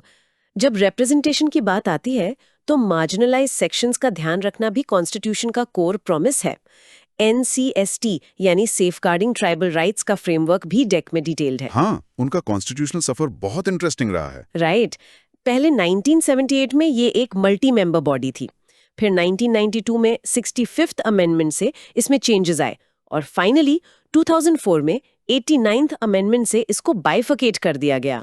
और आर्ट 338A के तहत इसके पास सिविल कोर्ट पावर्स हैं। पर सिर्फ सिविल कोर्ट पावर्स होना काफी लगता नहीं है ग्राउंड लेवल पर। ट्राइबल राइट्स को प्रोटेक्ट करने के लिए what is their most powerful tool? उनका सबसे बड़ा टूल है मैंडेटरी कंसल्टेशन। Mandatory consultation. हाँ, आर्ट 338A के तहत यूनियन और स्टेट्स दोनों स्ट्रिक्टली बाउंड हैं कि वो किसी भी मेजर ट्राइबल पॉलिसी पर NCST से कंसल्ट करेंगे। अगर वो बाईपास करते हैं तो पॉलिसी जुडिशियल रिव्यू में स्ट्राइक डाउन हो सकती है। Oh wow! तो ये सिर्फ एडवाइस नहीं, एक कॉन्स्टिट्यूशनल वीटो जैसा काम करता है इन स्पिरिट। बिल्कुल। चलिए अब इस रिप्रेजेंटेशन के कॉन्सेप्ट से पार्लियामेंट के अंदर चलते हैं। MPs को फ्रीली बोलने के लिए प्रिविलेज नोटिसेस का फ्रेमवर्क दिया गया है।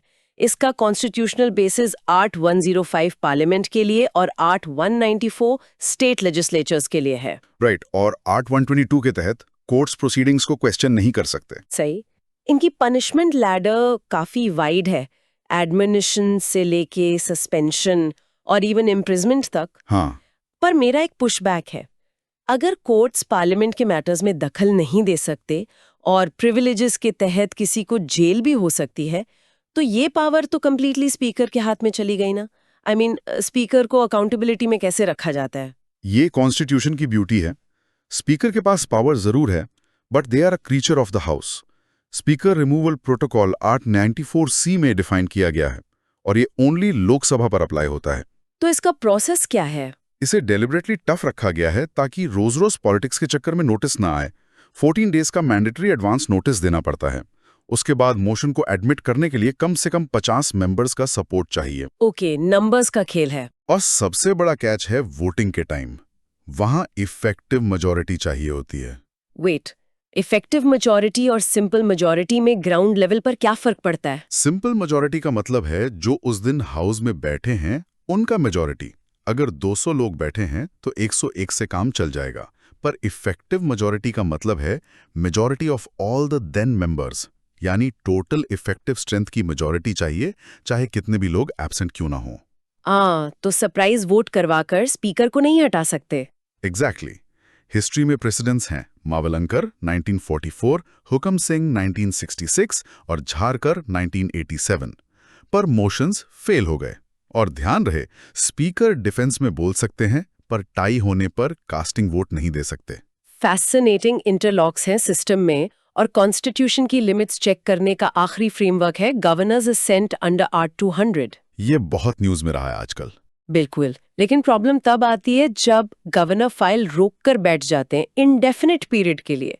ना हाँ बोलते हैं ना। इसे सिंप्लिसिटर विदहोल्डिंग कहते हैं और ये कंप्लीटली अनकॉन्स्टिट्यूशनल डिक्लेयर हो चुका है। Prolonged inaction is subject to judicial review. आप लेजिस्लेचर के काम को चुपचाप फाइल दबाकर वीटो नहीं कर सकते। राइट। अब मैं यूपीएससी प्रीलिम्स 2026 के नजरिए से 4 मेन टेक अवे समराइज करती हूँ। Please. First, security bodies. CISF का 2024-25 सीपोर्ट अपडेट, जहां वो आरएसओ बने हैं, और फॉरेनर्स ट्रिब्यूनल्स का 2025 एक्ट, जिसमें स्ट्रिक्ट 10 डेज प्रूफ और 60 डेज डिस्पोजल टाइमलाइन है विद सिविल कोर्ट पावर्स। सही। Second, accountability. सीएजी का upcoming 2026 CIO and CA cadre reform 4000 domain experts के साथ। राइट। Third, committee numbers.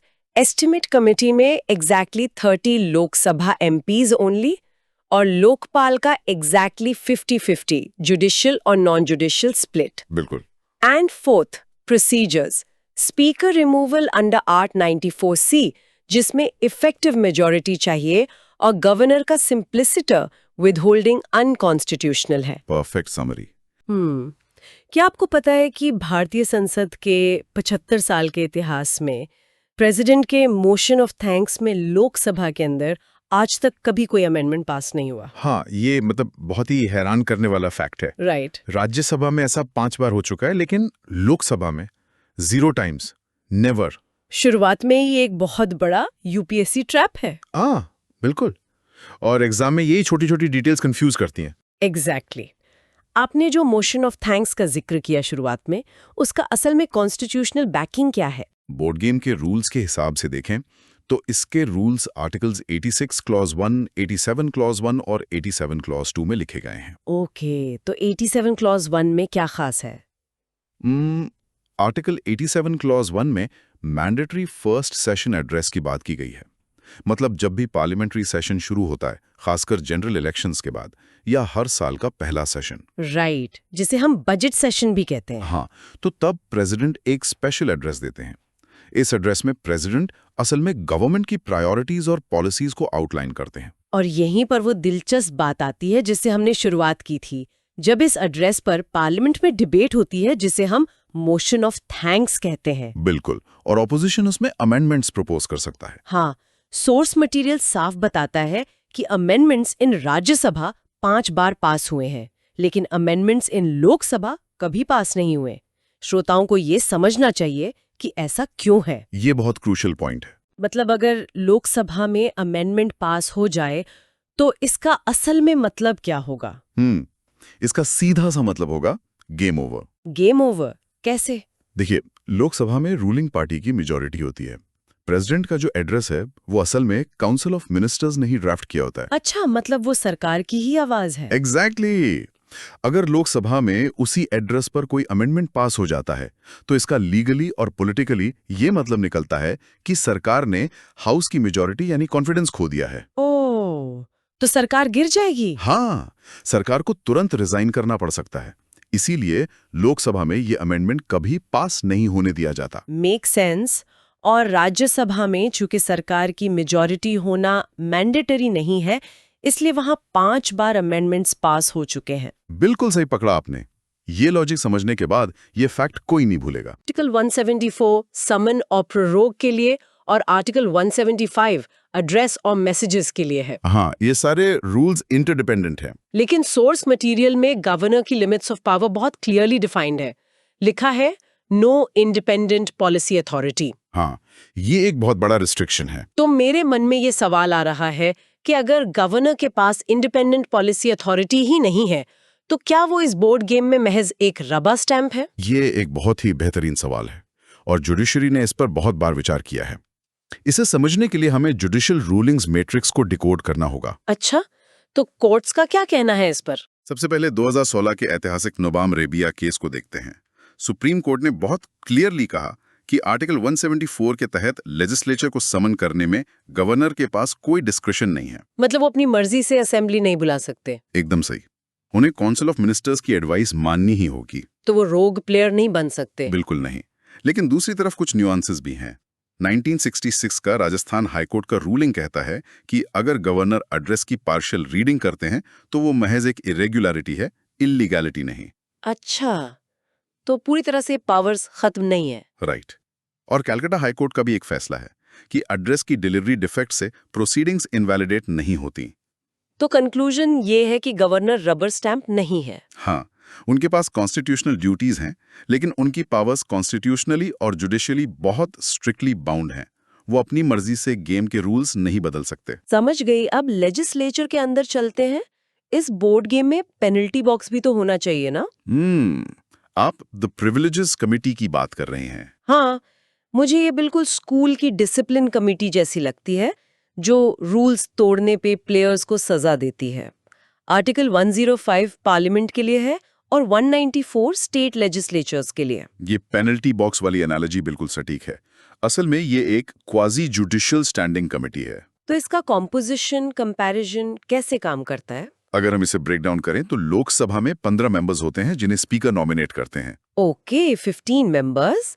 और राज्यसभा में? राज्यसभा में 10 मेंबर्स होते हैं जिन्हें चेयरमैन नॉमिनेट करते हैं। और स्टेट्स के मामले में? स्टेट्स में नंबर्स वेरी करते हैं, टिपिकली 9 से 15 मेंबर्स के बीच। उदाहरण के लिए महाराष्ट्र असेंबली में 9 मेंबर्स की कमेटी है, राइट? और इसके फंक्शंस क्या हैं? सोर्स मटेरियल बताता है कि ये एग्जामिन कर सकते हैं, एविडेंस कलेक्ट करने के लिए समन पावर इस्तेमाल कर सकते हैं। हाँ। और पनिशमेंट्स भी रेकमेंड कर सकते हैं। और ये पनिशमेंट्स कोई मजाक नहीं है। एडमोनिशन यानी चेतावनी, इम्प्रिजनमेंट यानी जेल, सस्पेंशन और अपॉलॉजी। मुझे हमेशा ये हैरानी होती है कि लॉ मेकर्स को इतनी ज्यादा पावर्स क्यों दी गई हैं। इसका कारण हिस्ट्री में छिपा है।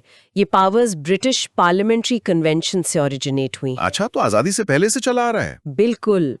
इसका अंडरलाइंग लॉजिक ये है कि लॉ मेकर्स बिना किसी डर के, बिना एग्जीक्यूटिव के प्रेशर के या बिना किसी डेफेमेशन सूट के डर के हाउस के फ्लोर पर अपना काम कर सकें। Make sense. अगर प्रिविलेजेस नहीं होंगे तो पार्लियामेंट्री डेमोक्रेसी का कोर फंक्शन ही खतरे में पड़ जाएगा। एग्जैक्टली। ये तो हुई बेस गेम की बात, जहां पूर्ण राज्यों के रूल्स बहुत क्लियर हैं। लेकिन इस बोर्ड गेम में कुछ एक्सपेंशन पैक्स भी हैं जिनके रूल्स थोड़े अलग और पेचीदा हैं। आप यूनियन टेरिटरीज यानी यूटीज की बात कर रही हैं। राइट। हाँ। इन हिस्सों का ढांचा नियमों को कैसे मोड़ता है? यूटीज का फ्रेमवर्क कॉन्टेक्स्ट समझना यूपीएससी एस्पिरेंट्स के लिए बहुत क्रूशियल है। पूर्ण राज्यों के विपरीत UT assemblies state constitutional provision से ऑपरेट नहीं करती। तो फिर वो कैसे चलती हैं? वे सीधे पार्लियामेंट्री स्टैट्यूट से चलती हैं। और यहीं पर एक इंपॉर्टेंट हिस्टोरिकल अपडेट याद रखना जरूरी है। वो क्या? एंग्लो इंडियन नॉमिनेशन को 2020 में डिसकंटिन्यू कर दिया गया था। अरे हाँ, ये एक बड़ा बदलाव था। चलिए फिर यूटीज का नॉमिनेशन मैट्रिक्स ब्रेक डाउन करते हैं। सोर्स मटेरियल का डेटा बहुत स्पेसिफिक है। आप शुरू कीजिए। JNK की असेंबली में 90 इलेक्टेड मेंबर्स हैं और लेफ्टिनेंट गवर्नर द्वारा अप टू 5 नॉमिनेटेड मेंबर्स हो सकते हैं।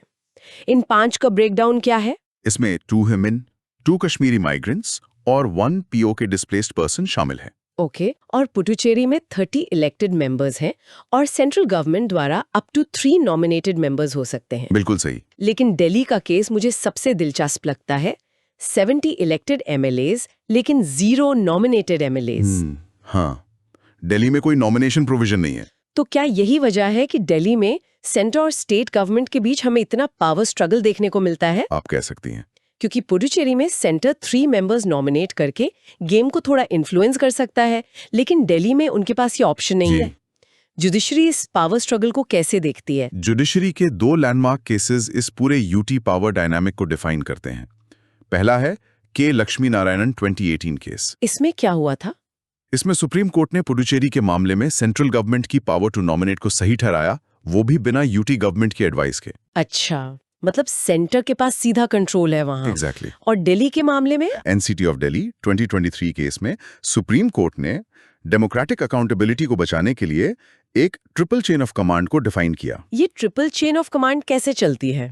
सिविल सर्वेंट्स जवाबदेह हैं मिनिस्टर्स को, मिनिस्टर्स जवाबदेह हैं लेजिस्लेचर को, और लेजिस्लेचर जवाबदेह हैं इलेक्टोरेट यानी जनता को। राइट, मतलब जनता सबसे ऊपर है। अगर सिविल सर्वेंट्स सीधे सेंटर को रिपोर्ट करने लगे तो ये पूरी डेमोक्रेटिक चेन टूट जाएगी। ये कॉन्सेप्ट यूटीज के पावर स्ट्रक्चर को समझने की चाबी है। ये ट्रिपल चेन ऑफ कमांड असल में डेमोक्रेसी का फाउंडेशनल लॉजिक है। बिल्कुल। अब हम इस बोर्ड गेम के रेफरीज की बात करते हैं। The pillars of personal and democracy, जो प्लेयर्स को चुनते हैं और गेम को निष्पक्ष रखते हैं, यानी यूपीएससी और इलेक्शन कमीशन। यूपीएससी की कॉन्स्टिट्यूशनल अथॉरिटी आर्टिकल 315 से 323 के बीच आती है। इसका कोर ऑब्जेक्टिव है मेरिटोक्रेसी, इम्पार्शियलिटी और इंटेग्रिटी सुनिश्चित करना। हाँ, लेकिन इसका जो एवोल्यूशन है वो एक दिन में नहीं हुआ। राइट। और यहाँ हिस्ट्री का वो हिस्सा आता है जो मुझे बहुत फैसिनेट करता है। अंग्रेजों ने 1854 में मकौले रिफॉर्म्स के तहत आईसीएस एग्जाम्स शुरू किए, लेकिन वो सिर्फ लंदन में होते थे। इसका सीधा सा मकसद था इंडियंस को इस पावर स्ट्रक्चर से बाहर रखना। बिल्कुल। 1864 में जाके सत्येंद्रनाथ टैगोर पहले इंडियन आईसीएस बने। ये कितना बड़ा स्ट्रगल रहा होगा। बहुत बड़ा। और फिर भारत के लगातार दबाव के बाद 1922 में जाकर पहली बार एग्जाम्स इन इंडिया शुरू हुए। अच्छा, कौन से शहरों में? इलाहाबाद और दिल्ली में। ये डेमोक्रेटिक रिप्रेजेंटेशन की दिशा में एक बहुत बड़ी जीत थी। वाओ। फिर 1926 में पब्लिक सर्विस कमीशन एस्टैब्लिश हुआ, जिसके फर्स्ट चेयरमैन सर रॉस बाकर थे। सर रॉस बाकर। राइट। फिर 1937 में गवर्नमेंट ऑफ इंडिया एक्ट 1935 के तहत फेडरल पब्लिक सर्विस कमीशन बना, जो आखिरकार 1950 में आजाद भारत का यूपीएससी बन गया। ये हिस्टोरिकल ट्रिविया सीधे यूपीएससी प्रीलिम्स के मैच द फॉलोइंग क्वेश्चंस में आ सकता है। बिल्कुल आ सकता है। अब दूसरे रेफरी की बात करते हैं, द इलेक्शन कमीशन। इसका कॉन्स्टिट्यूशनल एंकर आर्टिकल 324 में है, जो सुपरिंटेंडेंस एंड कंट्रोल की बात करता है। और आर्टिकल 325 वन रोल एंश्योर करता है। राइट। आर्टिकल 326 एडल्ट सफरेज तय करता है 18+ एज के लिए, आर्टिकल 327 पार्लियामेंट पावर और article 328 state legislature power define करता है। और इनके अपॉइंटमेंट कमेटी में prime minister, leader of opposition और यूनियन कैबिनेट मिनिस्टर होते हैं। लेकिन इलेक्शन कमीशन के रिमूवल प्रोसेस को देखकर मुझे लगता है कि ये कोई आम रूल नहीं है। ये एक इम्पेनेट्रेबल फोर्ट्रेस, यानी एक अभेद्य किले की तरह है। हाँ, ये बहुत कॉम्प्लेक्स है। सोर्स मटेरियल में जो रिमूवल फनल दिया गया है वो इतना मुश्किल क्यों बनाया गया है? क्योंकि अगर रेफरी कोई कभी भी गेम से बाहर निकाला जा सके तो गेम कभी निष्पक्ष नहीं हो सकता। Make sense. इलेक्शन कमीशन का रिमूवल फनल बिल्कुल सुप्रीम कोर्ट जज रिमूवल को मिरर करता है, जो आर्टिकल 124 क्लॉज 4 में है। ओके, तो इसके स्टेप्स क्या हैं? इसके 5 स्टेप्स हैं। स्टेप 1 है नोटिस, स्टेप 2 है एमपी सपोर्ट, स्टेप 3 है इंक्वायरी कमेटी, और स्टेप 4? स्टेप 4 है special majority in both houses, और आखिरी स्टेप 5 है प्रेसिडेंशियल ऑर्डर। बाप रे, श्रोताओं को ये समझना चाहिए कि ये स्पेशल मेजॉरिटी प्रैक्टिकली कितनी मुश्किल है। बिल्कुल। इसका मतलब है कि हाउस की टोटल मेंबरशिप की एब्सोल्यूट मेजॉरिटी और प्रेजेंट एंड वोटिंग मेंबर्स की 2/3 मेजॉरिटी। हाँ, जो कि बहुत रेयर है। और रिमूवल के ग्राउंड सिर्फ 2 हैं, प्रूव्ड मिसबिहेवियर या इनकैपेसिटी। ये फोर्ट्रेस इंटेंशनली ऐसा बनाया गया है ताकि ईसी बिना किसी पॉलिटिकल थ्रेट के काम कर सके। एग्जैक्टली, ये इंडिपेंडेंस का कवच है। अब जब गेम चल रहा है, रेफरीज अपनी जगह पर हैं, तो गेम बोर्ड पर मौजूद कमजोर प्लेयर्स या वल्नरेबल सेक्शंस को प्रोटेक्ट करने के लिए कुछ शील्ड्स भी चाहिए। आप protectors of rights and social welfare bodies की बात कर रही हूँ। हाँ, चलिए उन इंस्टीट्यूशंस की बात करते हैं। यहाँ सबसे पहले एनसीबीसी यानी national commission for backward classes का स्टेटस एवोल्यूशन देखना होगा। इसका स्टेटस कैसे चेंज हुआ? 2018 से पहले ये एक स्टैट्यूटरी बॉडी था। NCBC एक्ट 1993 के तहत। ओके। लेकिन 2018 में 102nd अमेंडमेंट के जरिए इसे आर्टिकल्स 348B और 342A के तहत कॉन्स्टिट्यूशनल बॉडी का दर्जा मिल गया। वाओ, ये तो बहुत बड़ा अपग्रेड है। इसका कॉम्पोजिशन क्या है? इसका कॉम्पोजिशन है 1 चेयरपर्सन, 1 वाइस चेयरपर्सन और 3 मेंबर्स। और सबसे अहम बात, इनके पास सिविल कोर्ट पावर्स हैं। सिविल कोर्ट पावर्स मतलब क्या? मतलब ये समन्स इशू कर सकते हैं और एविडेंस मांग सकते हैं। ये अपग्रेड बहुत सिग्निफिकेंट है। लेकिन जब हम NHRC यानी नेशनल ह्यूमन राइट्स कमीशन की बात करते हैं तो सिचुएशन थोड़ी अलग है। हाँ, उसका स्टेटस थोड़ा अलग है। इसका प्रोफाइल है स्टैट्यूटरी, ऑटोनॉमस, नॉन कॉन्स्टिट्यूशनल। 1993 में एस्टैब्लिश हुआ और 2019 में अमेंडेड। राइट। इसका कॉम्पोजिशन मैप बहुत हैवी वेट है। चेयरपर्सन हमेशा रिटायर्ड CJI होते हैं, साथ में एक सुप्रीम कोर्ट जज, एक high court chief justice, 2 experts और अदर कमीशंस के एक्स ऑफिशियो चेयर्स। हाँ, कागज पर यह स्ट्रक्चर बहुत शक्तिशाली दिखता है। लेकिन मुझे यहाँ थोड़ा पुशबैक देना होगा।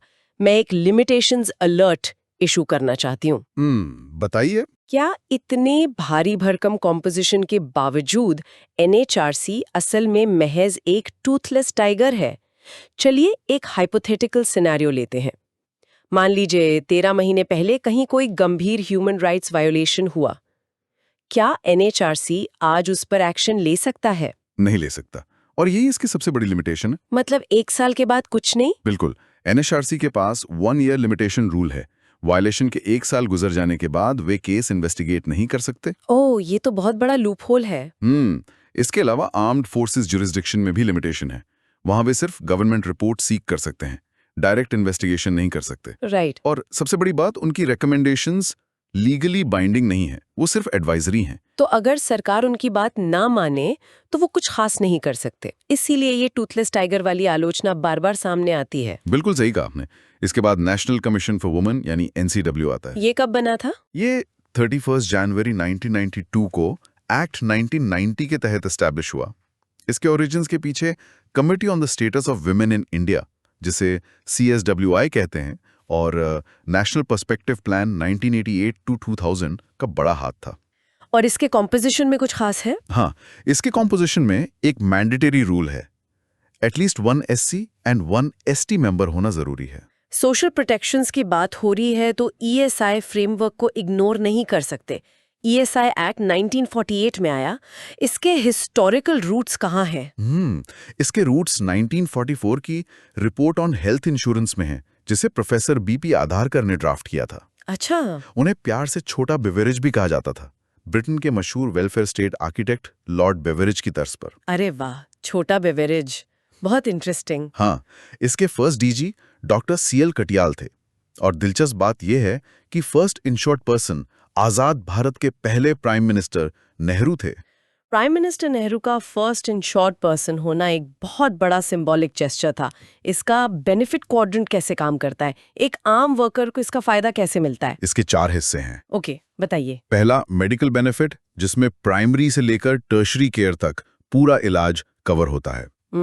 दूसरा, सिकनेस या मैटर्निटी, जहां बीमारी या प्रेगनेंसी के दौरान वेजेस का नुकसान होने पर कैश कॉम्पेंसेशन मिलता है। बहुत जरूरी है ये। तीसरा, डिसेबिलिटी, जहां इंजरी या डेथ होने पर वर्कर या उसके डिपेंडेंट्स को मंथली पेंशन मिलती है। राइट। और चौथा, प्रिवेंटिव केयर, जिसमें 40+ ईयर्स के वर्कर्स के लिए एनुअल हेल्थ चेकअप्स शामिल हैं। ये स्कीम वर्कर्स के लिए एक बेहतरीन सेफ्टी नेट की तरह काम करती है। बिल्कुल। अब हम इस बोर्ड गेम के आखिरी और सबसे क्रिटिकल हिस्से पर आते हैं, इंटेग्रिटी, इन्वेस्टिगेशन एंड सिक्योरिटी। यानी गेम का एंटी चीट सिस्टम। हाँ, एग्जैक्टली, जो सुनिश्चित करता है कि कोई प्लेयर्स भ्रष्टाचार ना करें या सिस्टम को हैक ना करे। सेंट्रल विजिलेंस कमीशन यानी CVC, CBI, BIS और एक एकदम नई entity, bureau of port security. CVC का एवोल्यूशन पाथ बहुत इंटरेस्टिंग है। ये 1962 की संथानम कमेटी के रिकमेंडेशन से पैदा हुआ। 1964 में ये सिर्फ एक एग्जीक्यूटिव रेजोल्यूशन से बना था, लेकिन 2003 में जाकर इसे स्टैट्यूटरी बॉडी का दर्जा मिला। और इसका स्ट्रक्चर कैसा है? इसके स्ट्रक्चर में 1 सेंट्रल विजिलेंस कमिश्नर और अप टू 2 वीसीज होते हैं, जिनका टेन्योर 4 इयर्स या 65 इयर्स होता है। लेकिन अगर सीवीसी खुद केसेस इन्वेस्टिगेट नहीं कर सकता, तो इसके पास असली ताकत क्या है? इसकी सबसे क्रूशियल पावर है सीबीआई पर सुपरिंटेंडेंस एक्सरसाइज करना, खास तौर पर prevention of corruption act offences के लिए। अच्छा, मतलब सीबीआई को सुपरवाइज करता है। हाँ, और इसके अलावा ये पीआईडीपीआई प्रोटेक्शंस को हैंडल करता है। पीआईडीपीआई यानी public interest disclosure and protection of informers resolution. जरा इसे आसान भाषा में समझाइए। पीआईडीपीआई असल में क्या करता है? आसान भाषा में ये विसल ब्लोअर प्रोटेक्शन है। ओके। अगर कोई सरकारी कर्मचारी या आम नागरिक किसी भ्रष्टाचार की शिकायत करता है, तो पीआईडीपीआई के तहत सीवीसी उस शिकायतकर्ता की पहचान गुप्त रखता है और उसे हरासमेंट से बचाता है। बहुत बढ़िया। और चूंकि आपने सीबीआई का जिक्र किया है, तो मैं श्रोताओं को एक बहुत बड़ा स्टेटस अलर्ट देना चाहूंगी। हाँ, ये बहुत जरूरी है। अक्सर कैंडिडेट्स को लगता है कि सीबीआई एक कॉन्स्टिट्यूशनल या स्टैट्यूटरी बॉडी होगी, लेकिन सच ये है कि CBI neither constitutional nor statutory है। ये यूपीएससी का बहुत ही क्लासिक ट्रैप है। राइट। ये अपनी power Delhi special police establishment act 1946 यानी डीएसपीई एक्ट से डिराइव करती है। और अगर हम सीबीआई के टेक ऑपरेशन स्पॉटलाइट को देखें, तो ये एजेंसी अब सड़कों से ज्यादा साइबर स्पेस में क्रिमिनल्स को पकड़ रही है। इसके कुछ एग्जाम्पल्स? ऑपरेशन हॉक 2025 इसका सबसे रीसेंट एग्जाम्पल है, जो एंटी साइबर क्राइम और सीएसएम यानी चाइल्ड सेक्सुअल अब्यूज मटेरियल के इंटरनेशनल नेटवर्क्स को टारगेट कर रहा है। वाओ, 2025 का ऑपरेशन है ये। हाँ। इससे पहले कार्बन 2021 और मेक चक्रा 2022 ऑपरेशंस भी इसी दिशा में बड़े कदम थे। क्वालिटी एंड स्टैंडर्ड्स तय करने वाले एंटी चीट सिस्टम की बात करें तो ब्यूरो ऑफ इंडियन स्टैंडर्ड्स यानी बीआईएस है। इसका सफर इंडियन स्टैंडर्ड्स इंस्टीट्यूशन यानी आईएसआई 1947 से शुरू होकर बीआईएस एक्ट 2016 तक आता है। और इसके new initiatives UPSC current affairs के लिए बहुत रेलेवेंट है। डिजिटल पोर्टल जो end to end standard life cycle manage करता है, शाइन इनिशिएटिव जो विमेन एसएचजीज को क्वालिटी एम्बेसडर्स के रूप में एम्पावर करता है, और बीआईएस सक्षम। बिल्कुल। और अब इस एंटी चीट सिस्टम का सबसे रीसेंट और strategic addition bureau of port security, ये 2025 का डेवलपमेंट है। जी हाँ, ये स्टैट्यूटरी अथॉरिटी है अंडर मर्चेंट शिपिंग एक्ट 2025। इसकी खास बात क्या है? सबसे इंटरेस्टिंग बात यह है कि यह एक्सप्लिसिटली बीसीएस के मॉडल पर आधारित है। जैसे एविएशन सिक्योरिटी के लिए बीसीएस है, वैसे ही पोर्ट्स के लिए यह ब्यूरो बनाया गया है। तो इसका स्ट्रेटेजिक ऑब्जेक्टिव क्या है? देश के पोर्ट्स को किससे खतरा है? इसका ऑब्जेक्टिव है इंटरनेशनल आईएसपीएस कोड यानी international ship and port facility security code के साथ कंप्लायंस सुनिश्चित करना। ओके। और मैरीटाइम इंडिया विजन 2030 के साथ अलाइन करना। लेकिन सबसे खास बात यह है कि इसमें एक डेडिकेटेड साइबर सिक्योरिटी डिवीजन है। साइबर सिक्योरिटी पोर्ट्स पर? हाँ, आज के समय में पोर्ट्स पर फिजिकल खतरा उतना बड़ा नहीं है जितना आईटी इंफ्रास्ट्रक्चर के हैक होने का है। वाओ, हमने आज पॉलिटी और इंस्टीट्यूशंस के इस पूरे बोर्ड गेम के हर नियम, हर एक्सेप्शन और हर प्लेयर को गहराई से समझा। बिल्कुल। अगर हम यूपीएससी प्रीलिम्स 2026 के लिए इस पूरे डिस्कशन से 3 से 4 मेन टेकअवेज डिस्टिल करें, तो वो क्या होंगे?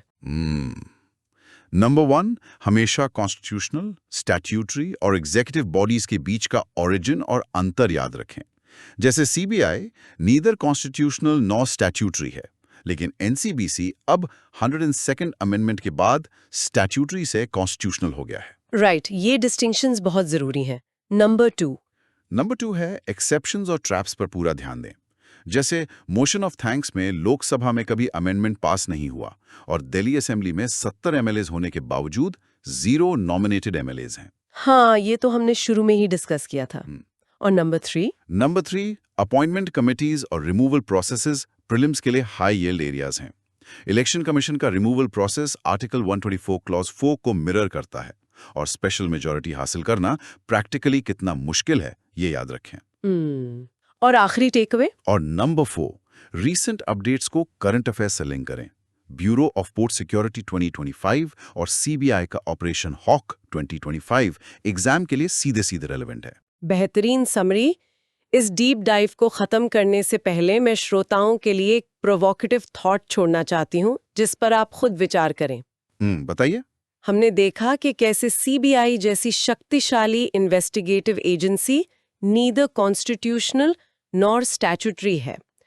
दूसरी तरफ ब्यूरो ऑफ पोर्ट सिक्योरिटी 2025 जैसी नई संस्थाएं डेडिकेटेड साइबर सिक्योरिटी डिवीजन के साथ आ रही हैं। राइट। तो सोचिए, जैसे जैसे हमारी पूरी गवर्नेंस मशीनरी डिजिटल होती जा रही है, क्या हमारे 1950 में लिखे गए संविधान को 21st सेंचुरी के इन अदृश्य साइबर थ्रेट से निपटने के लिए एक पूरी तरह से नए डिजिटल कॉन्स्टिट्यूशनल फ्रेमवर्क की जरूरत है? क्या फ्यूचर के इंस्टीट्यूशंस कोड्स और एल्गोरिदम्स से रेगुलेट होंगे? ये वाकई एक प्रोफाउंड थॉट है जो यूपीएससी एस्पिरेंट्स को मेंस या इंटरव्यू में एक अलग एज दे सकता है। बिल्कुल। इस डीप डाइव में हमारे साथ जुड़ने और इन जटिल कॉन्सेप्ट्स को डिकोड करने के लिए धन्यवाद। यूपीएससी प्रीलिम्स 2026 की अपनी तैयारी जारी रखें, सोर्सेस के बिहाइंड द सीन्स लॉजिक को समझें और एक्सेप्शंस को अपना हथियार बनाएं। Keep learning.